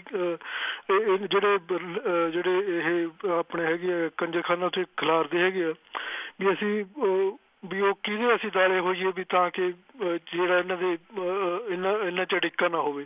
ਫਿਰ ਉਹ ਰਿਲੀਜੀਅਸ ਤੇ ਜਿਹੜੀਆਂ ਸੋਸ਼ਲ ਐਸਟੈਬਲਿਸ਼ਮੈਂਟ ਆ ਉਹਨਾਂ ਨੂੰ ਅਟੈਕ ਕਰਨ ਲੱਗ ਜਾਂਦੇ ਆ। ਤੇ ਇਹਦਾ ਕੀ ਇਲਾਜ ਹੈਗਾ ਇਹਨਾਂ ਲੋਕਾਂ ਦੇ ਜਿਹੜੇ ਐਵਰੀਡੇ ਮੀਡੀਆ ਵਗੈਰਾ ਖੜਾ ਹੁੰਦਾ ਜੀ, ਇਹ ਕੀ ਉਹਨੂੰ ਲੱਗਦਾ ਇਹ ਪ੍ਰੋਬਲਮ ਹੈਗੀ ਆਪਣੇ ਸਮਾਜ ਵਾਸਤੇ ਜਾਂ ਇਹ ਵੀ ਇਹ ਸੋਲੂਸ਼ਨ ਹੈਗਾ? ਮੈਂ ਪੁੱਛਣਾ ਚਾਹੁੰਦਾ। Thank you. ਦੇਖੋ, ਤੁਸੀਂ ਸਟਾਰਟਿੰਗ 'ਚ ਇਹ ਕਿਹਾ ਜੀ ਕਿ ਮੈਂ ਇਹ ਕਹਿਣਾ ਚਾਹੁੰਦਾ, ਇਹ ਤੁਸੀਂ ਕਹਿ ਰਹੇ ਹੋ, ਇਸ ਕਰਕੇ ਸਵਾਲ ਤਾਂ ਇਹਦੇ ਵਿੱਚ ਕੋਈ ਬਹੁਤਾ ਮੈਨੂੰ ਜਿਹੜਾ ਜੀ ਉਹ ਦਿਸਿਆ ਨਹੀਂ। ਹਾਂ, ਜੇ ਪੌਲ ਜੀ ਤੁਸੀਂ ਇਹ ਸੋਚਦੇ ਹੋ ਕਿ ਇੱਕ ਜਿਹੜਾ ਜੀ ਉਹ ਕੈਮਰਾ ਲੈ ਕੇ ਕਿਸੇ ਸਿੰਗਰ ਦੀ ਇੰਟਰਵਿਊ ਜਿਹੜੀ ਜੀ ਉਹ ਕਰ ਰਿਹਾ ਉਹ ਮੀਡੀਆ ਆ, ਇਹ ਤਾਂ ਤੁਹਾਡੀ ਹੀ ਸਮਝ ਹੈ ਜੀ। ਪਹਿਲਾਂ ਤਾਂ ਮੀਡੀਆ ਜਿਹੜਾ ਜੀ ਉਹ ਕੌਣ ਹੈ, ਉਹ ਕੀ ਤੁਹਾਡੇ ਵਾਸਤੇ ਜਿਹੜਾ ਜੀ ਉਹ ਕਵਰ ਕਰ ਰਿਹਾ, ਕੀ ਉਹ ਇਸ ਤਰ੍ਹਾਂ ਦੇ ਦਿਖਾਵੇ ਕਰ ਰਿਹਾ ਕਿ ਇੱਕ ਸਿੰਗਰ ਦੀ ਇੰਟਰਵਿਊ ਕਰਕੇ ਜਿਹੜਾ ਜੀ ਉਹ ਸਟੈਬਲਿਸ਼, ਨਾ ਸਿੰਗਰ ਦੀ ਇੰਟਰਵਿਊ ਕਰਕੇ ਸਟੈਬਲਿਸ਼ ਹੋਇਆ ਜਾ ਸਕਦਾ ਐਜ਼ ਏ ਮੀਡੀਆ ਦੇ ਤੌਰ ਦੇ ਉੱਤੇ ਜਿਹੜਾ ਜੀ ਉਹ ਮੀਡੀਆ ਕੌਣ ਹੈ ਜਿਹੜਾ ਆਪਣਾ ਜਿਹੜਾ ਜੀ ਵਿਊ ਰੱਖਦਾ ਇੱਕ ਕਿ ਉਹਦਾ ਵਿਊ ਐਸ ਇਸ਼ੂ ਦੇ ਉੱਤੇ ਜਿਹੜਾ ਜੀ ਉਹ ਕੀ ਹੈ। ਮੀਡੀਆ ਜਿਹੜਾ ਜੀ ਉਹਨੂੰ ਸਮਝਣ ਦੀ ਕੋਸ਼ਿਸ਼ ਕਰੋ। ਮੈਂ ਸਮਝਦਾ ਹਾਂ ਕਿ ਤੁਹਾਡੇ ਸਾਹਮਣੇ ਬਹੁਤ ਸਾਰੀਆਂ ਮਿਸਾਲਾਂ ਨੇ ਜੀ ਇੱਥੇ ਭਾਰਤ ਦੇ ਵਿੱਚੋਂ ਵੀ। ਬਾਕੀ ਛੱਡੋ, ਆ ਪਰਸੋਂ ਵਾਲੀ ਲੈ ਲਓ, ਜਿਹੜੀ ਰਚਨਾ ਖਹਿਰਾ ਹੈ, ਉਹਨੇ ਕਿਹੜੇ ਸਿੰਗਰ ਦੀ ਇੰਟਰਵਿਊ ਕੀਤੀ ਆ? ਮੇਰਾ ਨਹੀਂ ਖਿਆਲ ਕਿਸੇ ਸਿੰਗਰ ਦੀ ਇੰਟਰਵਿਊ ਨੇ ਜਿਹੜੀ ਜੀ ਉਹ ਕੀਤੀ ਆ। ਉਹ ਖੋਜੀ ਪੱਤਰਕਾਰੀ ਆ, ਉਹਨੇ ਇਹ ਦੱਸਿਆ ਕਿ ਆਹ ਜਿਹੜੀ ਹੈ ਜੀ ਉਹ ਚੋਰ ਮੋਰੀ ਹੈ। ਇਹ ਤਾਂ ਹੁਣ ਮੀਡੀਆ ਸਮਝਣ ਵਾਲਿਆਂ ਦੇ ਉੱਤੇ ਹੈ ਨਾ, ਕਿ ਜੇ ਤੁਸੀਂ ਇਹ ਕਹਿੰਦੇ ਹੋ ਕਿ ਜਿਹੜੇ ਇੱਥੇ ਚੈਨਲ ਜਿਨ੍ਹਾਂ ਦੇ ਉੱਤੇ ਗਾਣੇ ਚੱਲਦੇ ਆ ਪੰਜਾਬੀ ਦੇ, ਜੇ ਤੁਸੀਂ ਉਹਨੂੰ ਮੀਡੀਆ ਦੀ ਕੈਟਾਗਰੀ 'ਚ ਲਿਆਉਂਦੇ ਹੋ ਤਾਂ ਤੁਹਾਡੀ ਸਮਝ ਜਿਹੜੀ ਹੈ ਜੀ ਉਹਦੇ ਵਿੱਚ ਫਰਕ ਹੋ ਸਕਦਾ। ਮੀਡੀਆ ਜਿਹੜਾ ਜੀ ਉਹ ਤਾਂ ਲਫ਼ਜ਼ ਹੀ ਹੋਰ ਹੈ ਕੁਛ। ਹਾਂਜੀ, ਤੇ ਅੱਗੇ ਸਾਡੇ ਨਾਲ ਜੁੜੇ ਹੋਏ ਨੇ ਪਰਮਿੰਦਰ ਸਿੰਘ ਢਿੱਲੋਂ ਜੀ। ਹਾਂਜੀ ਭੈਣ ਜੀ, ਸਤਿ ਸ੍ਰੀ ਅਕਾਲ। ਸਤਿ ਸ੍ਰੀ ਅਕਾਲ ਜੀ। ਆਪਣੇ ਪੰਨੂ ਸਾਹਿਬ, ਮੇਰਾ ਸਵਾਲ ਹੈਗਾ ਜਿੱਦਾਂ ਕੇਜਰੀਵਾਲ ਜਿਹੜਾ ਤੇ ਮੋਦੀ ਆ, ਵੀ ਇਹ ਦੋਵੇਂ ਇੱਕੋ ਚੀਜ਼ ਆ ਨਾ ਦੋਨਾਂ ਦੀ? ਵੀ ਜਿੱਦਾਂ ਆਪਣੇ ਮੈਂਬਰ ਹੁਣ ਬਣਾਏ, ਰਾਜ ਸਭਾ ਦੇ ਮੈਂਬਰ ਬਣਾਏ ਆ, ਤੇ ਇਹਨਾਂ ਨੇ ਕੋਈ ਪਾਰਟੀਆਂ ਕਿ ਕਮੇਟੀਆਂ ਨਾ ਬਣਾਈਆਂ, ਕੋਈ ਸਲਾਹ ਕੀਤੀ ਗਈ ਨਾ ਕਿ ਆਪਣੇ ਤੌਰ ਤੇ ਕਹਿ ਦਿੰਦੇ ਵੀ ਫਲਾਣੇ ਨੂੰ ਬਣਾ ਦੇਣਾ ਜਾਂ ਏਦਾਂ ਕਰਨਾ? ਤੇ ਹੋ ਸਕਦਾ ਵੀ ਇਹਨਾਂ ਨੇ ਕੋਈ ਜਿਹੜੇ ਉਹ ਆਪਣੇ ਗੁਪਤਾ ਹੈਗੇ ਦੋਨੋਂ ਗੁਪਤੇ, ਉਹਨਾਂ ਨੇ ਕੋਈ ਇਹਨਾਂ ਕੋਲ ਪੈਸੇ ਜ਼ਿਆਦਾ ਦਿੱਤੇ ਹੋਣ, ਡੋਨੇਸ਼ਨ ਦਿੱਤੀ ਹੋਵੇ ਪਾਰਟੀ ਨੂੰ, ਇਹਦੇ ਬਾਰੇ ਦੱਸਿਓ ਭਾਈ। ਭੈਣ ਜੀ ਸੁਣ ਲੈਣ ਦੇ। ਥੈਂਕ ਯੂ ਜੀ। Thank you. ਦੇਖੋ, ਡਿਕਟੇਟਰਸ਼ਿਪ ਤਾਂ ਜਿਹੜੀ ਹੈ ਜੀ ਉਹ ਦੋਵਾਂ ਦੀ ਇੱਕੋ ਜੀ ਜਿਹੜੀ ਹੈ ਜੀ ਉਹ ਲੱਗਦੀ ਆ। ਦੂਜੀ ਗੱਲ, ਕਿਉਂਕਿ ਇਹਦਾ ਕੋਈ ਸਬੂਤ ਤਾਂ ਹੈ ਨੀਗਾ ਜੀ ਜਿਹੜਾ ਪੈਸੇ ਲੈਣ ਵਾਲਾ। ਹਾਂ, ਚਰਚਾ ਬਹੁਤ ਵੱਡੇ ਪੱਧਰ ਦੇ ਉੱਤੇ ਜਿਹੜੀ ਹੈ ਜੀ ਉਹ ਚੱਲ ਰਹੀ ਹੈ। ਇਹ ਚਰਚਾ ਜਿਹੜੀ ਹੈ ਜੀ ਉਹਨੂੰ ਹਵਾ ਇਸ ਕਰਕੇ ਵੀ ਮਿਲਦੀ ਆ ਕਿ ਜਦੋਂ ਤੁਸੀਂ ਗੱਲ ਦੇ ਉੱਤੇ ਪ੍ਰੈਸ ਕਾਨਫਰੰਸ ਪਹਿਲਾਂ ਕਰਦੇ ਰਹੇ ਹੋ, ਤੇ ਇਸ ਮਾਮਲੇ ਦੇ ਉੱਤੇ ਕੇਜਰੀਵਾਲ ਸਾਹਿਬ ਜਿਹੜੇ ਜੀ ਉਹਨਾਂ ਨੇ ਆ ਕੇ ਪ੍ਰੈਸ ਕਾਨਫਰੰਸ ਕਿਉਂ ਨਹੀਂ ਕੀਤੀ? ਇਹ ਏਡੇ ਵੱਡੇ ਜਿਹੜੇ ਸਵਾਲ ਉੱਠੇ, ਇਹਨਾਂ ਦੇ ਜਵਾਬ ਜਿਹੜੇ ਆ ਜੀ ਉਹਨਾਂ ਨੇ ਕਿਉਂ ਨਹੀਂ ਦਿੱਤੇ? ਜੇ ਆਪਾਂ ਮੈਂ ਜਿਵੇਂ ਗੱਲ ਕਰ ਰਿਹਾ ਸੀਗਾ ਕਿ ਪ੍ਰਧਾਨ ਮੰਤਰੀ ਹੋਰਾਂ ਨੇ ਕੋਈ ਪ੍ਰੈਸ ਕਾਨਫਰੰਸ ਕੀਤੀ ਹੋਈ ਨਹੀਂ ਜਿਉਂ ਜਿਹੜੇ ਜੀ ਉਹ ਬਣੇ ਆ। ਤੇ ਇਸ ਮਸਲੇ ਦੇ ਉੱਤੇ ਵੀ ਤਾਂ ਅਰਵਿੰਦ ਕੇਜਰੀਵਾਲ ਹੋਰੀ ਉਹਨਾਂ ਵਾਂਗੂ ਜਿਹੜਾ ਜੀ ਵਿਚਰ ਰਹੇ ਨੇ ਵੀ ਲੋੜ ਨਹੀਂ ਇਹਨਾਂ ਸਵਾਲਾਂ ਦੇ ਜਿਹੜਾ ਜੀ ਉਹ ਜਵਾਬ ਦੇਣ ਦੀ। ਇਸ ਕਰਕੇ ਇੱਕੋ ਜਿਹੀ ਕੈਟਾਗਰੀ ਜਿਹੜੀ ਜੀ ਉਹ ਲੱਗਦੀ ਹੈ। ਮੈਨੂੰ ਨਹੀਂ ਲੱਗਦਾ ਇਹਦੇ ਵਿੱਚ ਬਹੁਤਾ ਕੁਛ ਜਿਹੜਾ ਜੀ ਉਹ ਪੁੱਛਿਆ ਗਿਆ। ਨਾ ਅਜੇ ਤੱਕ ਕਿਸੇ ਅਹਿਮ ਲੀਡਰ ਨੇ ਜਿਹੜਾ ਜੀ ਮੂਹਰੇ ਆ ਕੇ ਦੱਸਿਆ ਕਿ ਬਾਕੀਆਂ ਨੂੰ ਛੱਡ ਕੇ, ਜਿਹੜੇ ਖਾਸ ਤੌਰ ਦੇ ਉੱਤੇ ਇਸ ਪਾਰਟੀ ਲਈ ਕੰਮ ਕਰ ਰਹੇ ਨੇ, ਉਹਨਾਂ ਨੂੰ ਛੱਡ ਕੇ ਇਹ ਜਿਹੜੇ ਬੰਦੇ ਆ ਜੀ ਉਹਨਾਂ ਨੂੰ ਕਿਸ ਆਧਾਰ ਦੇ ਉੱਤੇ ਚੁਣਿਆ ਗਿਆ, ਉਹਨਾਂ ਦੀ ਕੰਟਰੀਬਿਊਸ਼ਨ ਕਿੱਡੀ ਕੁ ਵੱਡੀ ਆ, ਉਹ ਕਿੱਡੇ ਕੁ ਵਧੀਆ ਬੁਲਾਰੇ ਨੇ ਖਾਸ ਤੌਰ ਦੇ ਉੱਤੇ। ਕਿਉਂਕਿ ਰਾਜ ਸਭਾ ਦੇ ਵਿੱਚ ਗੱਲ ਤਾਂ ਹੈ ਨਾ, ਬੋਲਣ ਵਾਲੇ ਦੀ ਕਦਰ ਪੈਣੀ ਹੈ ਨਾ ਕਿ ਕਿਹਨੇ ਬੋਲਣਾ ਔਰ ਕੀ ਬੋਲਣਾ। ਇਹਨਾਂ ਨੇ ਕਿੰਨੇ ਕੁ ਇਹ ਇਸ਼ੂ ਜਿਹੜੇ ਆ ਜੀ ਉਹ ਪਾਰਟੀ ਦੇ ਜਾਂ ਆਮ ਲੋਕਾਂ ਦੇ ਚੁੱਕ ਲੈਣਗੇ, ਇਹ ਜ਼ਰੂਰ ਪਾਰਟੀ ਨੂੰ ਦੱਸਣਾ ਚਾਹੀਦਾ। ਕਮ ਸੇ ਕਮ ਅਰਵਿੰਦ ਕੇਜਰੀਵਾਲ ਹੋਰਾਂ ਤੋਂ ਇਹ ਐਕਸਪੈਕਟ ਹੈ ਕਿ ਉਹ ਇੱਕ ਪ੍ਰੈਸ ਕਾਨਫਰੰਸ ਕਰਕੇ ਇਹਦਾ ਜਵਾਬ ਜਿਹੜਾ ਜੀ ਉਹ ਦੇਣਗੇ। ਨਹੀਂ ਤਾਂ ਇਹ ਸਵਾਲ ਜਿਹੜੇ ਆ ਜੀ ਵੱਡੇ ਹੁੰਦੇ ਜਾਣੇ ਡੇ ਬਾਈ ਡੇ।